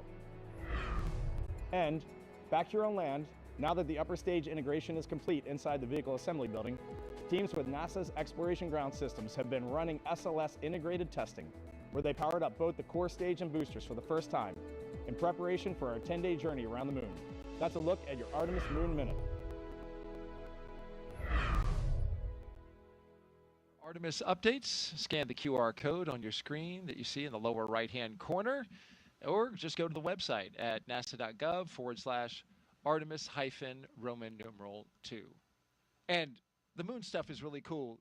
The crew today drove by the VAB. There's a moon rocket inside there, and there's a crew that's training right now to go around the moon early next year. Yeah, and I love that view as they were driving by because it shows just kind of how connected this whole thing is. You've got a Crew-11 getting ready to go to the space station, and a lot of what they're going to do is trying to prove out the things we need to know in order to go to the moon. And at the same time in that frame, you've got Artemis II getting ready in the background, and I'm excited to see 4 more colleagues go around the moon. 100%. All right, let's head back now to Hawthorne, California. Thank you very much, Daryl and Nick. And right now we're preparing. Load complete. And that was going to be the update, is that fueling continues to be occurring for the Falcon 9 rocket. As you take a look at it on your screen now, it is a 2-stage rocket that is 229 feet tall and getting ready for liftoff in just a little less than 20 minutes. And at launch, it produces more than 1.7 million pounds of thrust. And rockets like Falcon 9 don't use all that thrust just to go straight up. Early in flight, Falcon 9 performs a gravity turn, a smooth pitch maneuver that tilts the rocket sideways to build up horizontal velocity. You may hear this call at about 10 seconds into launch as the vehicle is pitching downrange. Once the first stage completes its portion of the mission, it shuts down and separates. A stage rocket like Falcon 9 sheds the booster to eliminate weight and uncover the Merlin vacuum engine on stage 2. To reach orbit, the vehicle needs to go fast, hitting an orbital velocity of about 28,000 kilometers an hour just to keep from falling back to Earth due to gravity. That's fast enough to lap the Earth in about 90 minutes. And as we mentioned earlier, after stage separation, today's booster will be landing at Landing Zone 1 at Cape Canaveral Space Force Station, returning to Earth for its 3rd time. The second stage takes over from there, powered by a single Merlin vacuum engine, also known as the MVAC. With its extended nozzle and optimized design, the MVAC drives maximum performance, producing 220,000 pounds of thrust in the vacuum of space. And getting to space is the first step to building our multi-planetary future. At the top of Falcon 9 today, the crew is sitting inside Dragon Endeavour. There are currently 5 Dragon spacecraft supporting human spaceflight missions: Endeavour, Resilience, Endurance, Freedom, and our 5th and final Dragon, Grace, which just launched the Axiom 4 mission last month. Designed with safety as the highest priority, Dragon is capable of carrying up to 7 passengers to and from Earth orbit. And Dragon has 16 Draco thrusters that can be used in space to help navigate the spacecraft to its destination, which of course is the International Space Station. And those thrusters providing 90 pounds of force. And that doesn't include the 8 Super Draco thrusters used for an abort, which are no longer active once the crew is in orbit. To date, Dragon has been to orbit 53 times, including 48 trips to the International Space Station and 18 human spaceflight missions. And as we mentioned earlier, today's Dragon, Endeavour, has been pretty busy, having also flown NASA's CREW-2 mission, Axiom-1, and NASA's CREW-6 and CREW-8 missions. Overall, for the Dragon fleet, this will be Dragon's 49th visit to the space station and its 19th human spaceflight mission overall, and the 5th Dragon flight just this year. Dragon is the first private spacecraft to take humans to the orbiting lab, having flown 300,000 pounds of cargo and more than 1,000 experiments to space, as well as 70 crew members representing 20 countries. Our versatile Dragon spacecraft can autonomously dock with the International Space Station when outfitted with a docking adapter, which is just how it's configured for today's flight. And when it's not going to the space station and it's in free flyer mode, the docking adapter can be swapped out for a cupola, as it was back during the Inspiration 4 mission. And another option we have is the Skywalker hardware, which supports extravehicular activities or spacewalks, as we did during the Polaris Dawn mission. And here's some interesting trivia. There has been a Dragon in space for 1,358 consecutive days since Crew-3. And that's an impressive stat, too. And with T-minus 0... LOX load has started. And with T-minus 0 coming up in just about a little more than 18 or 16 minutes or so from now, our teams continue to do a series of system checks to ensure Dragon SpaceX for status update. Dragon and Falcon 9 are healthy, and we continue to load propellant. Weather is still our watch item. We are seeing some development in the area, so this is going to come down to a matter of time. We're going to keep an eye on it and continue marching towards T0, and we'll see if we manage to thread the clouds today. Okay, Dragon copies. We've got a healthy rocket, healthy Dragon. Weather is continuing to develop. We'll keep going until we can't. And great communications there between the team on the ground and with Crew-11 on board. And that's exactly what we're keeping an eye on, is not only the tanking of the rocket and that procedures, but also today's weather. And you heard that update right there. So to continue with the updates and kind of bring us up to speed on what's been going on, let's toss it to our teammate and Ronnie. Thanks so much, Joseph. I can give you a little bit more color than we just heard, but obviously the important things we've heard are that we are still on track for an on-time liftoff today, but we're monitoring lots of different factors as we get closer to liftoff. If everything goes as expected, this is also going to be our last landing at LZ-1 today. So lots of different launch pads, landing sites, staging areas, lots of things in play. But the best news is that both Dragon and Falcon 9 continue to be healthy. You heard us wrap up Stage 2 RP1 loading just after T-minus 20 minutes, and Stage 2 liquid oxygen will begin here at about, or has begun already, excuse me. We've also heard that call out that the launch escape system is armed. Of course, the launch escape system, which we discussed in more detail yesterday, is designed to propel Dragon away from Falcon 9 in the unlikely event of an emergency during launch. We've also heard from the Eastern Range, which is monitoring keep-out zones among other key flight requirements today. They're continuing to report no issues, and they are go to support today's launch, weather depending.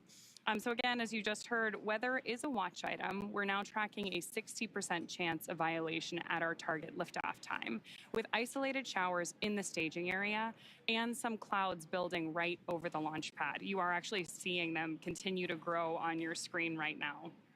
For now, though, we are go for the 6th mission of Dragon Endeavour, and I want to hand it back over to Sandra for a status update from Houston. Sandra?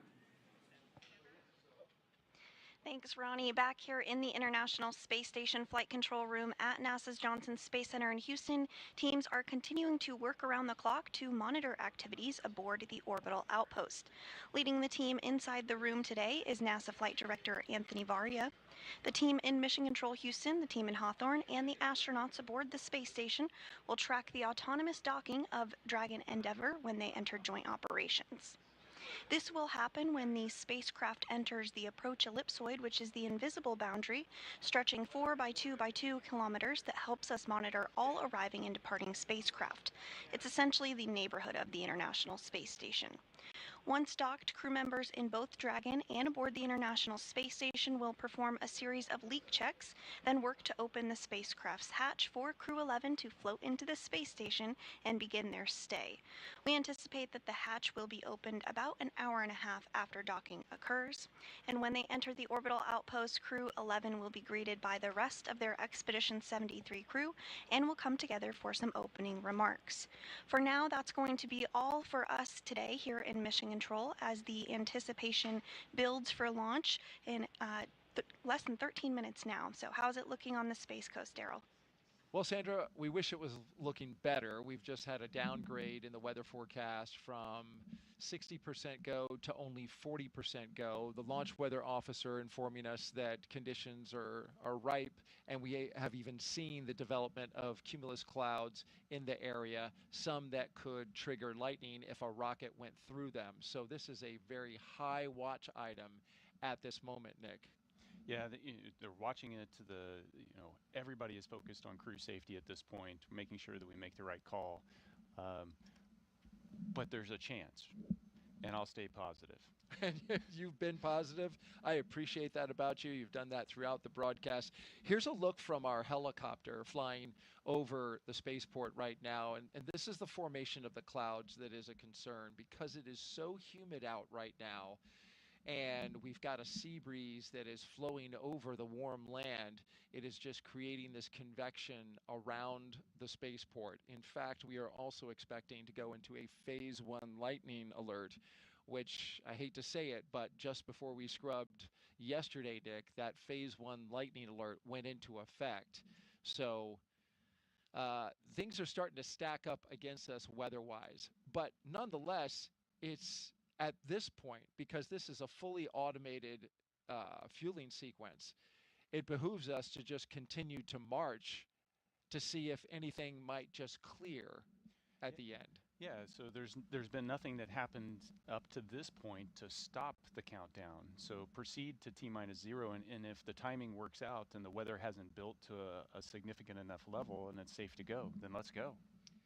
Absolutely, and it is an instantaneous window. So we are launching at 11:43 and 42 seconds. So it is literally the weather at that second that matters. And that's where we hope to see some type of positivity in that moment. But it's certainly something that all eyes are on around the Space Coast to see if this rocket is going to go today. In just about 20 seconds, we are going to hear from Zena Cardman, and she's going to say some words, Nick. She has some moving things to say.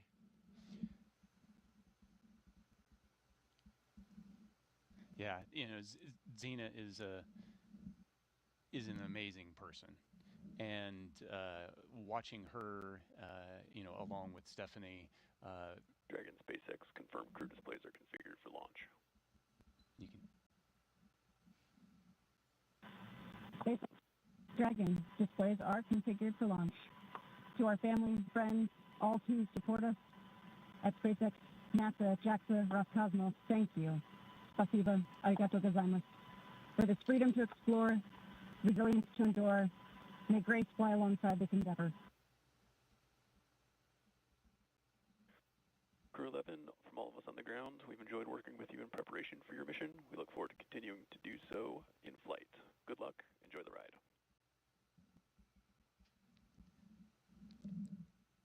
Yeah, and Zena, hitting the tone I would expect her to do. She is the consummate professional. Big message of thank you. Yeah. The gratitude, the team focus, freedom, resilience. These are big themes. These are things that are important to her, and some great words from her. Let's send it now back out to our commentary team for the final minutes of Countdown. Joseph and Samya, take it away. Thank you, Daryl. Thank you, Nick. And that was beautiful what Zena had to say and reflecting on family and friends, but also that great shot you saw in that 2-box. That was from the International Space Station, that view as the space station actually going right over Florida and the Cape. So it's not just those on the ground that are excited. It's their teammates aboard the orbiting laboratory as well. Well, we're closing in on launch, 8.5 minutes away. It'll be about a 9-minute ride to orbit, which is around the time of the second stage cutoff. Dragon and the second stage will continue to coast for a few minutes after that, and then prior to separation. You'll be hearing some performance calls as we get into the final countdown and then after liftoff. These are SpaceX flight controllers reporting on trajectory, speed, booster, and performance, and the key milestones, but there are some other calls that you'll hear the crew make as well after liftoff. The crew will report out a few number and letter combinations, which mark different abort zones throughout the flight uphill and up the eastern seaboard. The first two, 1A and 1B, those are abort modes available while the first stage is firing. Now the second are 2A through 2E. Those will come into play once the second stage kicks in, and then though we'll only hear the 2A call out from the team. Diverting a little bit from that naming system, you'll also hear the call Shannon, which refers to Shannon, Ireland. This call means the crew could target off the coast of Ireland if they needed to abort late in that second stage burn. You'll hear these different calls throughout the flight uphill, along with key performance callouts from the guidance, navigation, and control officers, and also the propulsion lead. So we're closing in on T-minus now 7 minutes, and we continue to keep an eye on the weather.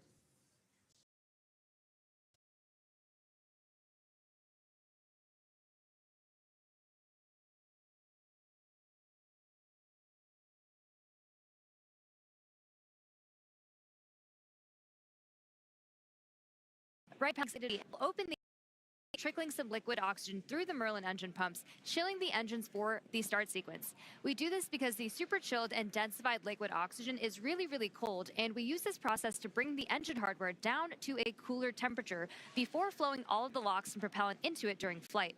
At liftoff, Falcon 9 is consuming 700 gallons of fuel per second, so engine chill helps us to prevent thermal shock and ensures nominal engine performance. Shortly after, we should also hear the call out for Stage 1 RP1. Fuel load complete. Right on time. So now that engine chill is underway, we're looking ahead to the call out that RP1 load is complete, which just occurred a moment ago, and again, prevents that thermal shock. You got to stretch before you can start running. And RP1 is densified kerosene or rocket fuel that will propel the crew into orbit. And all of that RP1 is now about to be fully loaded into the rocket, since we're previously heard that the second stage is completed, or about to be completed here in just a couple moments. And then while we're still loading liquid oxygen on that first stage and second stages. This is the oxidizer that is needed to combine with the densified kerosene that just finished up loading. The RP1 liquid propellant needs an oxidizer to combine with everything in order to ignite. Coming up at the 5-minute mark, we'll hear the call for Dragon to configure for terminal count and then transition over to internal power. And that should be happening in about a little less than 30 seconds from now as we continue to close in on that T-0 mark.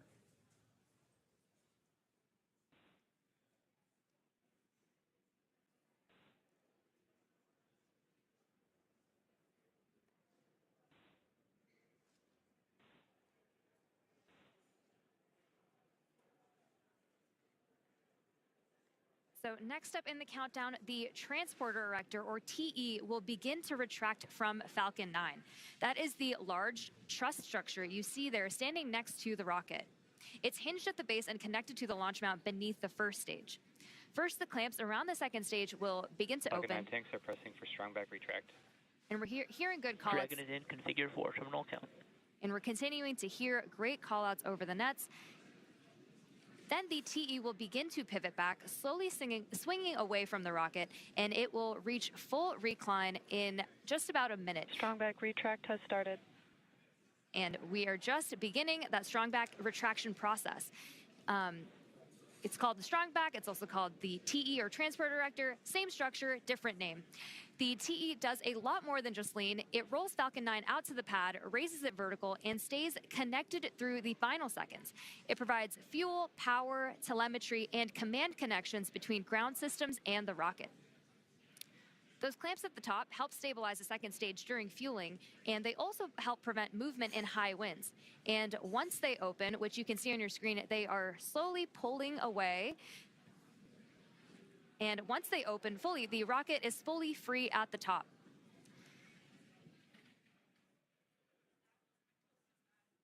Propellant continues to be loaded late here in the countdown as we're approaching 3 minutes and 30 seconds. We're continuing to keep an eye on the weather, and that's going to be the biggest thing as everything continues to march towards that liftoff timeline. But you can see there the strong back starting to move ever so slowly away from the rocket. The clamp arms are open, and you also see those white clouds starting to billow off the rocket itself. Those are perfectly normal, as it's the coolness of the propellant on board is mixing with that warm Florida air, and that's what causes that boil off, and that you heard Nick talk about it earlier when you have that steam come off the rocket, so it looks like a lot of clouds billowing off it as well. But approaching the T-minus 3-minute mark, and that's when Stage 1, LOX load complete. And that's what I was about to say, is that you're going to hear that liquid oxygen load be complete, so everything is primed and pretty much ready to go. And you'll see, again, those white clouds of vapor and a great view of the entire rocket as we continue to build closer to launch. And, of course, liquid oxygen, super chilled, so a little bit... terminal count and on internal power. Boils off in that warm Florida air. And now, load complete, we're on internal power. And we're also going to hear gas closeouts are going to start to begin as well. And then everything will get vented overboard through the umbilicals and strong back, and you may hear some of that venting noise come in soon. So LOX is still loading for approximately another 20 seconds on stage 2, and once that is complete, we'll vent down the TE, which will produce a white cloud off the side of the rocket, which is normal and expected, just as Joseph had mentioned. And once LOX load is fully complete, that will mean that there are 1 million pounds of propellant loaded onto Falcon 9, which will be RP1 and liquid oxygen. So that call out coming up. Stage 2, LOX load complete. Right there. So we just heard that confirmation of stage 2 liquid oxygen now complete, as we are now 1 minute and 50 seconds away from launch. We'll also hear that the gas closeouts have started, so we can expect loud venting. Dragon is in auto idle. You heard the call for auto idle. That puts the rocket in a state that the flight computers understand before it takes over, making sure that transition to the final countdown is smooth and that all flight computers on board are in sync. Ground gas closeouts, expect loud venting. Configured for launch, and there's the closeouts we've been talking about and the venting that will be shortly followed.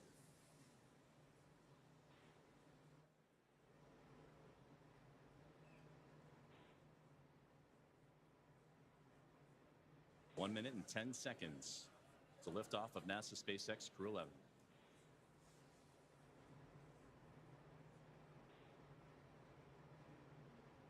FTS is armed, Falcon 9 is in startup and is now controlling. Dragon is in countdown. Flight computers switching to countdown mode now. Dragon, SpaceX, go for launch. SpaceX, Dragon, go for launch.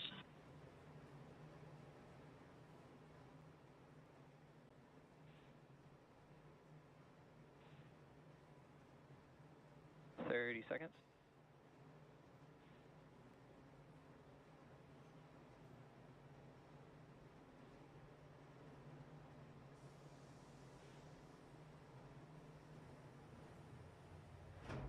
Fifteen seconds. T-minus 10, 9, 8, 7, 6, 5, 4, 3, 2, 1. Ignition. Ignition's full power and liftoff. Go Thomas, go NASA, go Crew-11. Together we rise as NASA's SpaceX Crew-11 heads up to the International Space Station. Vehicles pitching down range. 1.7 million pounds Stage of 1 thrust. propulsion is nominal. Propelling Falcon 9 as the vehicle pitching down range and making its way up the East Coast, and will soon join Expedition 73 aboard the orbiting laboratory. So far, getting good callouts on that first stage performance.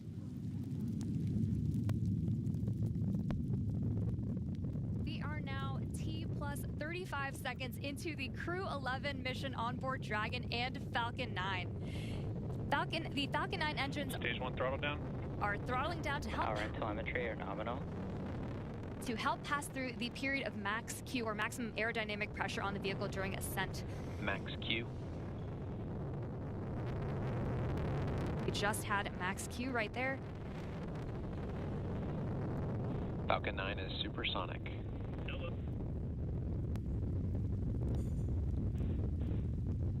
1 minute, 9 seconds into what is a little bit more less than a 9-minute flight uphill as Dragon continuing.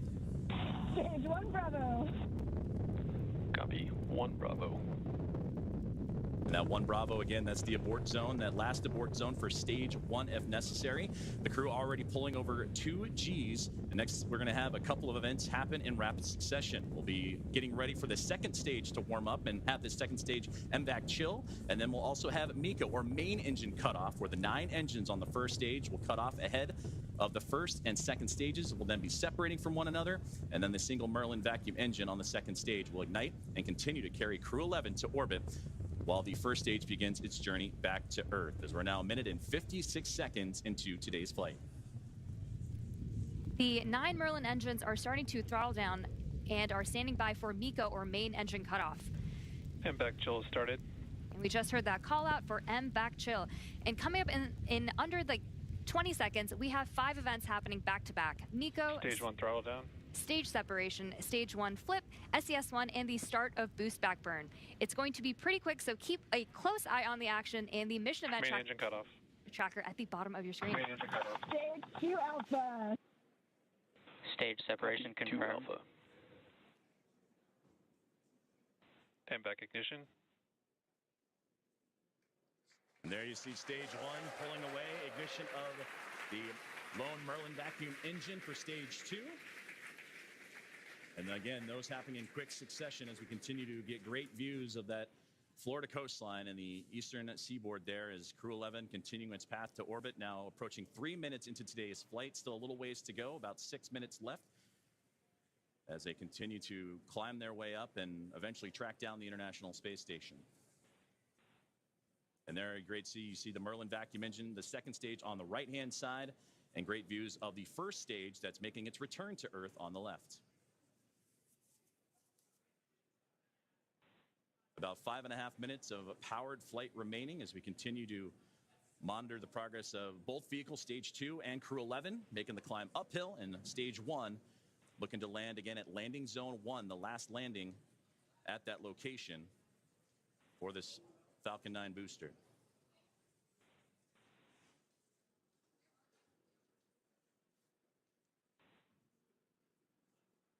Dragon, SpaceX, nominal trajectory.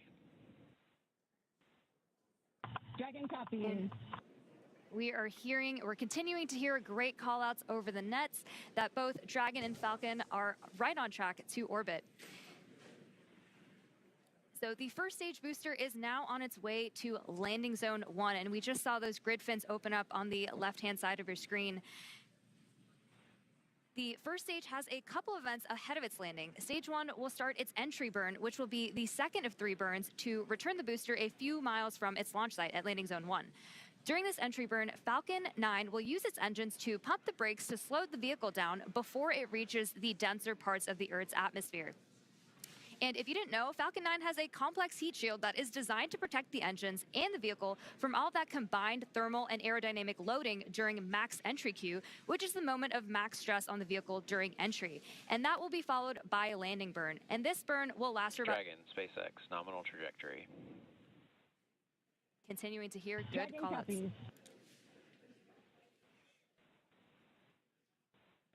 Great performance calls continue as we're now 5 minutes into today's flight.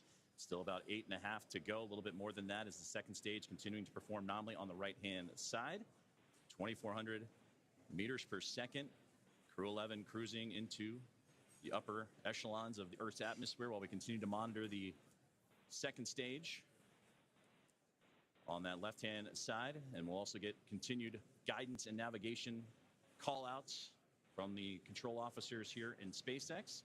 Dragon is pointed in the right direction and continuing its flight. And again, that second stage going to continue firing until close to that 9-minute mark into flight, and accelerating Dragon to more than 17,000 miles per hour and placing the crew in orbit. And you'll hear good orbital insertion would be that call out. There's the single Merlin vacuum engine that can produce over 220,000 SpaceX, nominal trajectory. pounds of thrust on that nominal trajectory you're hearing right now. And into the vacuum of space. Now approaching 6 minutes into today's flight, about 2 minutes and 40 plus seconds remaining. We are coming up on the entry burn, which is just under 30 seconds from now. And so you'll see the first stage's center Merlin engine reignite as it comes back down to Earth.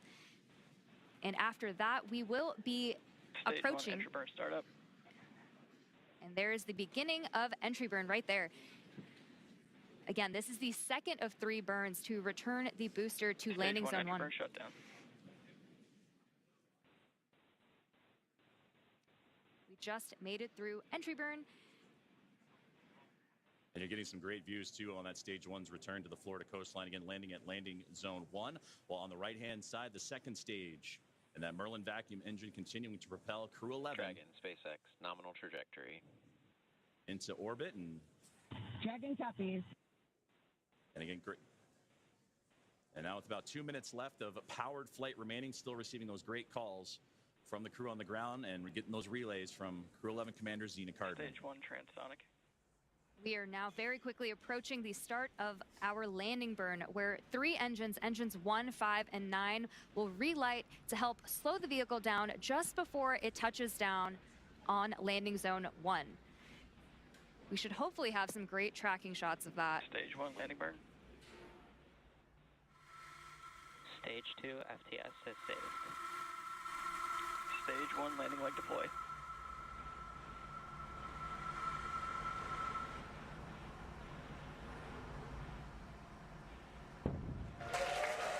Fantastic return there of the stage 1 booster. Completing our final planned landing at LV.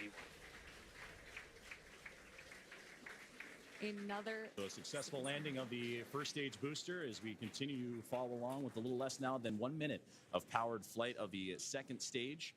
And you'll hear the call out SECO, or second engine cutoff, is a great view there, glowing orange with the Earth eclipsing right around that Merlin vacuum engine, and everything continuing to perform nominally for NASA Stage 2 SpaceX is in Crew-11. terminal guidance.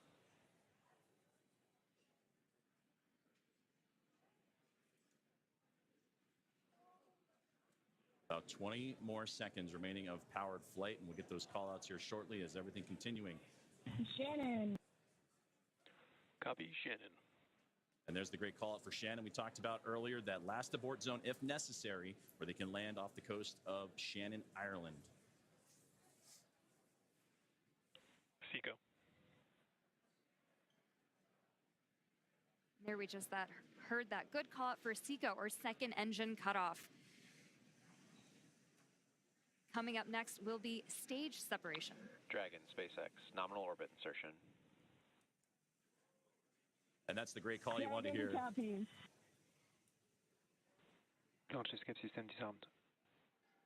A good look inside the trunk there as you're looking for that separation, but you wanted to hear that nominal orbital insertion as Crew-11 now has reached microgravity. So now we'll continue to coast for a little bit after SECO to allow rates and motion from the burn to settle out. Right now we have a great view on our screen of the Dragon heat shield, actually, which is made up of similar materials. And there we have that Dragon and stage 2 separation as we see Dragon coast into its orbit. And a wonderful view there is Dragon Endeavour with Crew-11 on board. Safe. Dragon separation confirmed. And safe and... Dragon, Chief Engineer on Dragon to ground. Zena, Mike, Kimiya, Oleg, welcome to orbit. On behalf of the entire Falcon team, we thank you for flying with Falcon today and wish you a great mission. Dragon will take you from here. Over to Launch Director for a few words. On behalf of the launch team, it's been an absolute honor working with you towards launch today. We wish you well on the rest of your mission, and we will be awaiting your safe return. Godspeed Endeavour, Godspeed Crew-11, and thanks for flying SpaceX.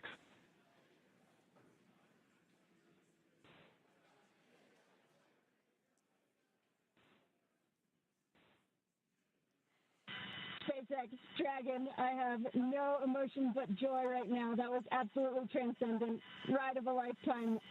Thank you. This has been an incredible honor. And it's my privilege now to pass us along to Mike with some additional words. Boy, it's great to be back in orbit again. Thank you to SpaceX and NASA to get us here. What a ride. And Zena and Oleg, let me be the second to welcome you to your first orbit around beautiful planet Earth. Kimiya-san, Okayeri Nasai, welcome back. And to the ISS Expedition 73 team, the crew on board and our friends in MCC, we're on our way. Over to you, Kimiya-san. Okay. Thank you very much for everything. スパシバワンボイショーへありがとうございます。日本の皆さん、私も10年ぶりに宇宙に帰ってきました。ISS でしっかりと任務を果たして一等星のように輝いて、日本の素晴らしいところを世界中の人に知っていただきたいと思います。ありがとうございます。Я передаю Олег-сан, пожалуйста. Спасибо, Кимия-сан.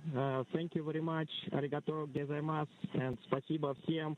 I'd like for the beginning to say thank you very much, Roscosmos, SpaceX, and NASA for this unique opportunity to be here with my great crew. Дорогие друзья, находясь на космическом корабле и облетая нашу родную планету, я испытываю неописуемое счастье и восторг.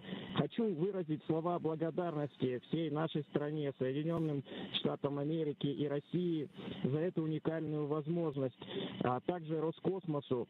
Хочу выразить слова благодарности своей школе, в которой я учился, номер 103 в городе Челябинске, выразить благодарность Краснодарскому высшему военному авиационному училищу летчиков и 22-му гвардейскому истребительному авиационному полку, а также сотрудникам Центра подготовки космонавтов, кто искренне верил и болел за эту идею отправить меня в космос. Обещаю выполнить все поставленные передо мной задачи на отлично. Ура!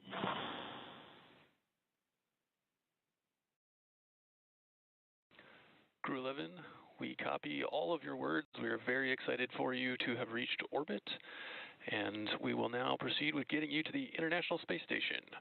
You have approximately 3 minutes left in this ground station pass if you'd like to introduce your zero-G indicator.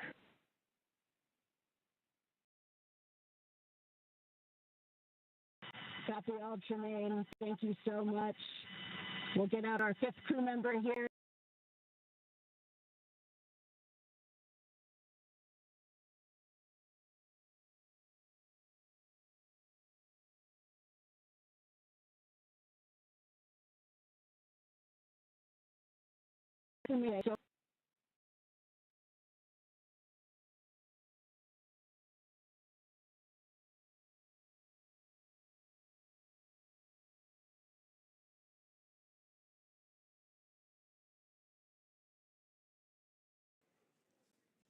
Some great words there from all 4 members of Crew-11 and the astronauts and cosmonauts, all that cadre. They're well on their way to the final destination, which they have about a 16-hour ride to do so, and the phasing to ultimately the International Space Station, where they will turn that group into a full group of 11. So only fitting for Crew-11. To summarize where we are with vehicle activation, we've had nominal dehumidifier activation and service section Draco checkouts.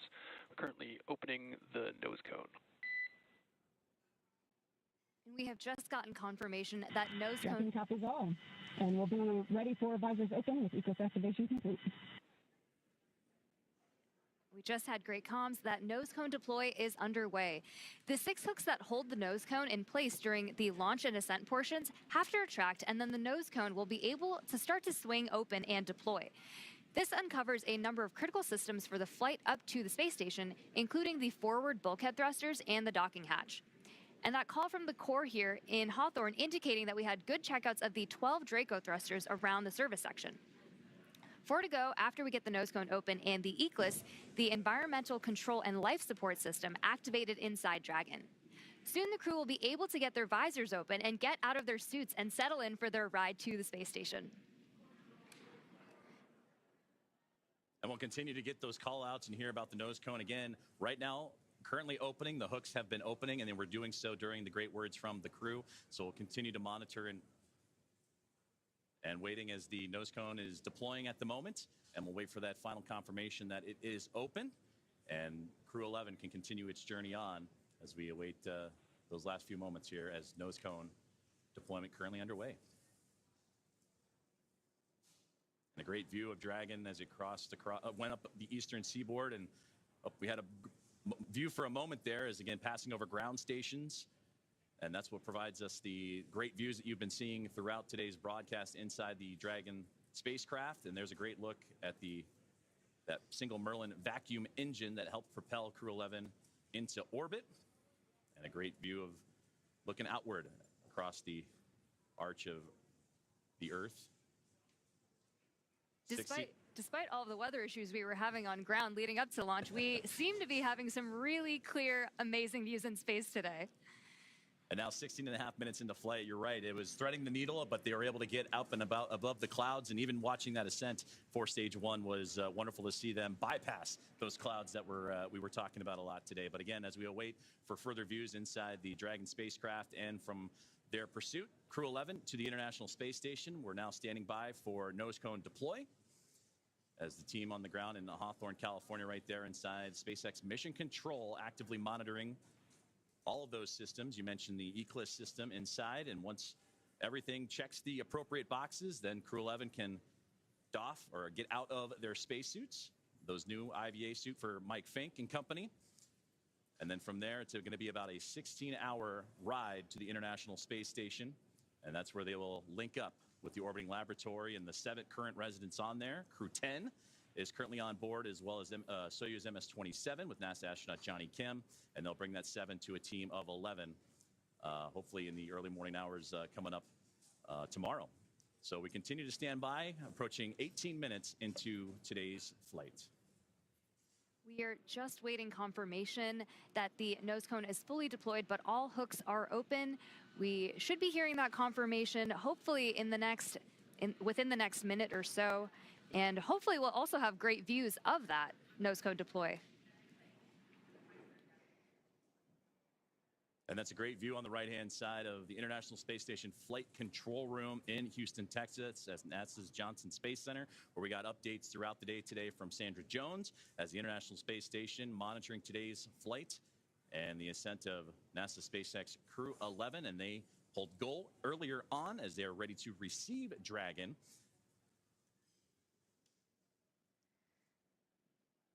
And we just received confirmation that the nose cone has completely opened and deployed. So great news, as again, all those checkouts continuing to happen for CREW-11 after a successful on-time liftoff today. And they were able to get past the clouds, the weather that we've been monitoring, and a successful first stage and second stage performance to propel them into orbit.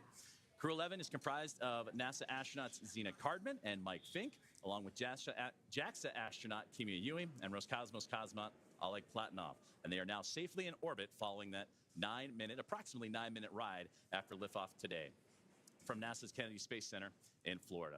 The crew now, as mentioned, has a little bit about a 16-hour journey before they reach their destination. Dragon SpaceX. We see a nominal nose cone opening at TCS and 4 bulkhead to Draco checkouts. Great call out right there. Dragon copies all. Good news. And that's what we were waiting for there, was that call up to crew. Looking forward in the timeline, you have your first burn up on your forward view. That's the phase burn in approximately 25 minutes. We will also be monitoring the stage 2 deorbit to give you the go for suit doffing, and we're expecting that at T plus 45 minutes. Dragon copies. We'll be monitoring, and T plus 45 approximately for suit doffing. We're with you in the timeline. Great conversations there with the team on the ground, and there they are, CREW-11. Happy as can be in orbit now, and they have a 16-hour journey before they reach their destination, the International Space Station, as docking currently targeted for tomorrow morning, Saturday, August 2nd at 3 a.m. Eastern Time, 12 a.m. Pacific, to the space-facing port of the station's Harmony module. Now, between now and then, Dragon will perform a series of burns as it catches up to the space station. And that first burn you heard him talking about is the phase burn, and that happens about 30 minutes or so from now. So we'll continue to monitor the Dragon spacecraft, or the teams on the ground will continue to monitor that first of a sequence of burns to help them stair-step their way up to the International Space Station. Human spaceflight has come so far in the last 5 years with Dragon. In addition to flying people, SpaceX's Dragon spacecraft also enables researchers the opportunity to fly critical science to orbit. So far, SpaceX and Dragon have carried more than 1,000 research experiments to and from low Earth orbit, both to the International Space Station and on our free flyer missions. From DNA sequencing to 3D printing, studies enabled by Dragon and the space station test a variety of technologies, systems, and materials that will be needed for future long-duration exploration missions. Every mission yields critical science, critical research, and learnings that help make life both on Earth and in space better. And flights just like today's help us continue to lay this foundation for our future among the stars and continue our mission to make life multiplanetary. We'll be signing off from SpaceX for now, so we're going to send you back over to Kennedy Space Center. But before we go, we want to thank NASA, Joseph, for entrusting us with today's mission, and thank you all for being with us today. Well, thank you very much, Soumya, Ronnie, and the teams here at SpaceX. It was another phenomenal opportunity to catch NASA SpaceX Crew-11 in orbit today. And with that, we're going to say goodbye from here in Hawthorne until we pick back up with our docking coverage beginning at 2 a.m. Saturday, August 2nd, tomorrow, for that targeting docking to the space-facing port of the station's Harmony module at 3 a.m. Eastern. So for now, thank you for joining us, and we're going to toss it back over to Nick and Daryl at Kennedy Space Center to wrap up today's launch coverage. Great job. If you're just joining us, welcome back to the Kennedy Space Center in Florida. I'm Daryl Nail here with NASA astronaut Nick Hague. Just moments ago, we saw Crew-11 safely on orbit with the nose cone open, checkouts complete, and a few words from the crew as they settled into their new environment aboard Dragon. And Nick, watching him in that moment, floating free, you must feel good about your friends and colleagues successfully getting to orbit today. Absolutely. You know, at the moment of liftoff, the tingle on the back of your neck, the chills, and watching them go into orbit, and then to hear them call down after they're there safely, the joy in their voice, and then the gratitude for the teams that got them there. Just you can't help but feel awesome right now. Everybody that's associated with this launch. And now it comes, a completion for Zena Cardman, the commander, who was part of Crew 9. Was pulled off that mission. You continued on. This is now her chance. Now she's in space. She had to wait a little bit longer, but now finally gets to fly.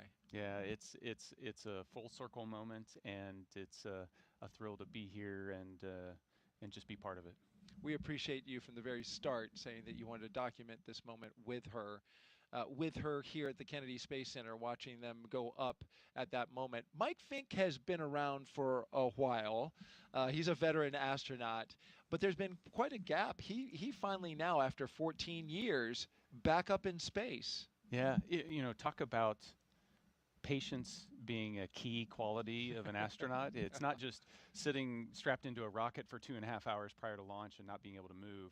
It's, doing your job and waiting for your opportunity, and that might be a decade or more, and to take that time and to do so much with it while you're still waiting to launch into space, it just shows the character that he has. Incredible Character and incredible character is Mike. Well, quick story here. We want to tell you, when Zena Cardman was here and she did the co-host role for Crew 9 when you launched. After the launch broadcast was over, she pulled out a deck of cards and just offhandedly was like, oh, hey, I want to show you something. And she showed me this deck of cards. It was the Crew 9 deck of cards. And she had hand-drawn the portraitures of like each of the Crew 9 members, which included you, and she was on it, though she didn't get to fly. It was the card deck that you used when you played to get rid of your bad luck. Yeah, in the suit-up room, Right.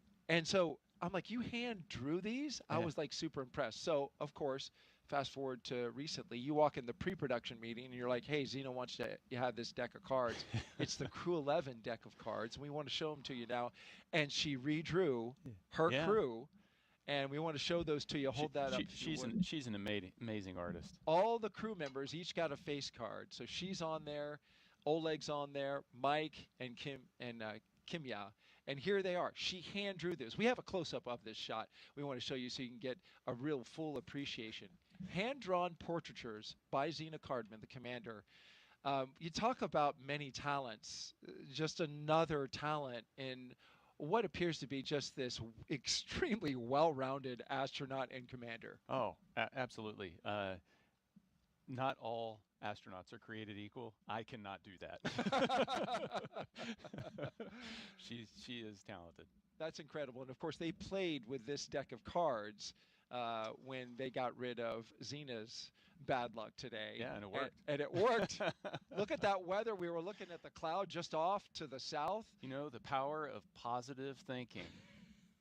Your positive thinking is like, perfect. All right, we're going to send it back out for one more interview with Tony. And in the meantime, you and I are going to play some high-low card for your next space assignment. See if I can win it from you. Tony, take it away. Thanks, Daryl. Looking forward to who wins that game. Joining me is now Stephen Chan with the Commercial Crew Program. Stephen, what an amazing launch and landing of Falcon's first stage. How you feeling? That was amazing, Tony. To watch the CREW-11 Dragon flying up on the Falcon 9, it's incredible, to see that.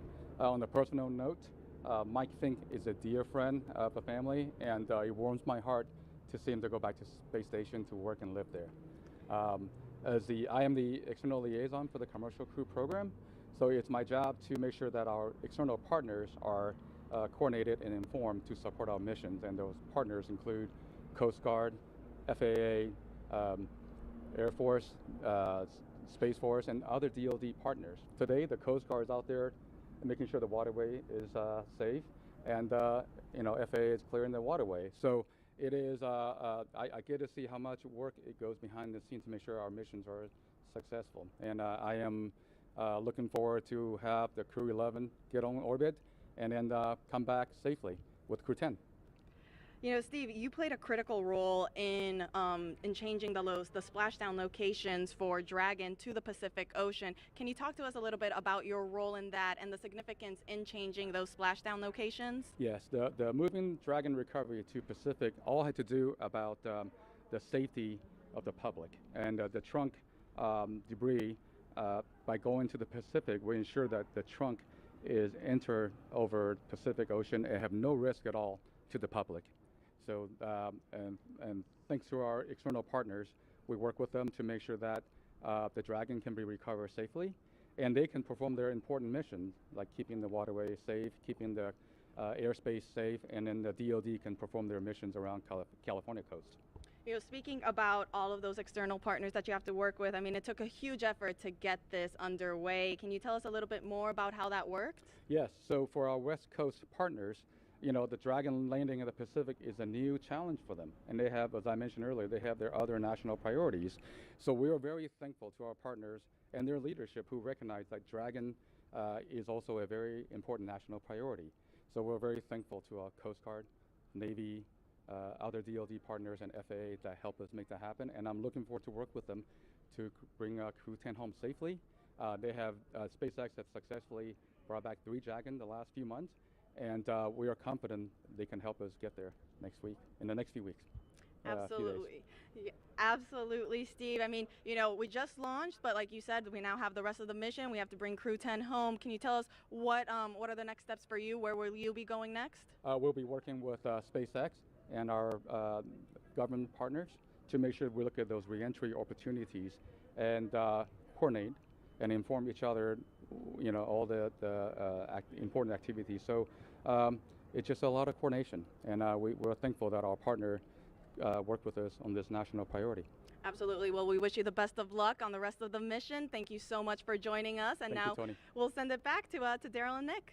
All right, thank you so much, Tony. And certainly you can hear the emotion in people's voices, especially Stephen here. Just so proud of seeing Mike Fincke. He has touched a lot of people here at the Kennedy Space Center in his time working with everyone here throughout the Commercial Crew Program. Yeah, absolutely. He has had an impact. And you had an impact on me. I lost to you for your next space assignment. So we need to clear the record here, because you tried to stack the deck and karma won out there because you dealt me the ace by accident. So I'm sorry. That's just the way it goes. Thank you for being so truthful and honest. Is this show over yet?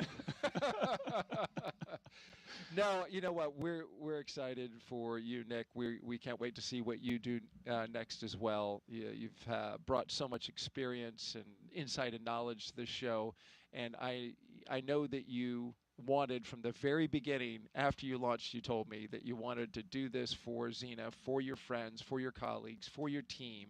And you're a stand-up guy telling us early on, like, hey, I'll be there and I'll do it. Thank you very much for that. No, my pleasure. Can you take one more social question before we bug out? We didn't hit 8 yet, so yes. Let's do it.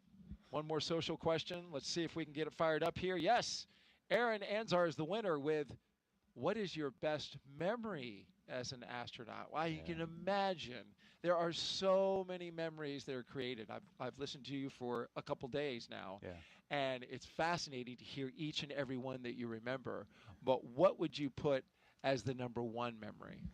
You know, the image, if I try to sum up my 12 years of doing this job, the image that kind of brings it all together in my mind is just another Friday night floating around the table in the Russian service module, having dinner with our playlist. It's an eclectic playlist of music that mixes in everybody's favorites. So you've got Russian traditional folk music and hard rock and American country western, and it's just the culture that the crew has built, and me trying to talk with my cosmonaut colleagues in broken Russian, and them talking to me in broken English, and we develop our own language, and we're sharing what's going on with our families, and birthdays and anniversaries. It's just life. And we've built that in space. And there's just so many unique aspects, just how you're eating and people are floating around, that it's so normal. It becomes so normal to do that, and that's my hope, is that we can get more people to experience that normal living in space, but also that normal of bringing together people from around the globe and just getting to know each other. Yeah, understanding each other, appreciating where we come from as different countries.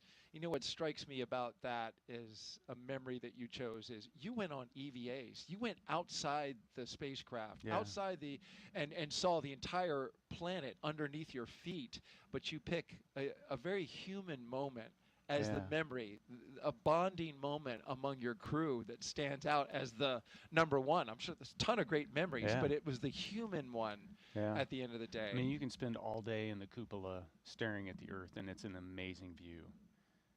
But when a crewmate floats up and watches it with you, it's just that much more spectacular. That's awesome. That's awesome. Nick Hague, NASA astronaut, and a brigadier general with the Space Force. Thank you so much for being here. You did a fantastic job. And with that, our coverage comes to a close. But the journey for Crew-11, well, it is just beginning. After a stunning launch from Kennedy Space Center and a successful ride to orbit, the crew is now on their way to the International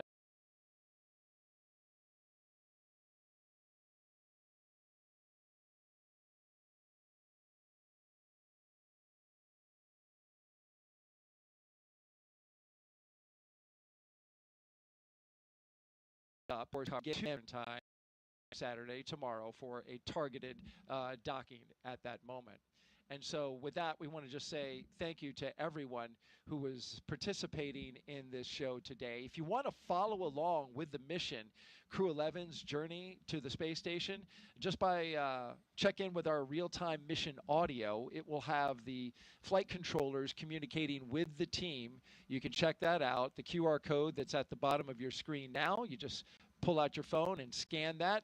You can watch on your phone or watch on your TV with a streaming app. We'll pick back up live with broadcast coverage about 2 hours before docking right here on NASA Plus. Nick, thanks again. Really appreciate it, man. 2 launch attempts. I mean, you were fantastic. This is a long slog through the day, but it's wonderful to document seeing your friends go up to space. Yeah, wouldn't want to be anywhere else. Absolutely. So with that, thank you so much for joining us. Have a great afternoon, everyone, and thank you again for watching us get these astronauts to space. Continue to follow us as well, and make sure that you keep looking up. We are seeing the astronauts that are flying today, and once again, getting suited up. This is a tradition that happens before crew can leave the suit-up room. Crew-11 walking the hallway, ready to do it again. And here they come. Crew 11 walking outside before launch. Well, there's Zena giving a last wave with the window down. Crew 11 on the road to launch pad 39A. Well, there's our commander and our pilot looking up at their rocket. And here comes Mike and Zena getting ready to get inside Dragon Endeavor. And here come our mission specialists right behind them, Oleg and Kimiya. And there go the seats, articulating upwards, putting the crew in launch position. And the closeout crew closes the hatch to Dragon Endeavor. 3, 2, 1, ignition, full power and liftoff. Go Falcon, go NASA, go Crew 11. Together we rise as NASA SpaceX Crew-11 heads up to the International Space Station. Vehicles pitching downrange. 1.7 million pounds of thrust. Propulsion is nominal. Propelling Falcon 9 as the vehicle pitching downrange and making its way up the East Coast, and will soon join Expedition 73 aboard the orbiting laboratory.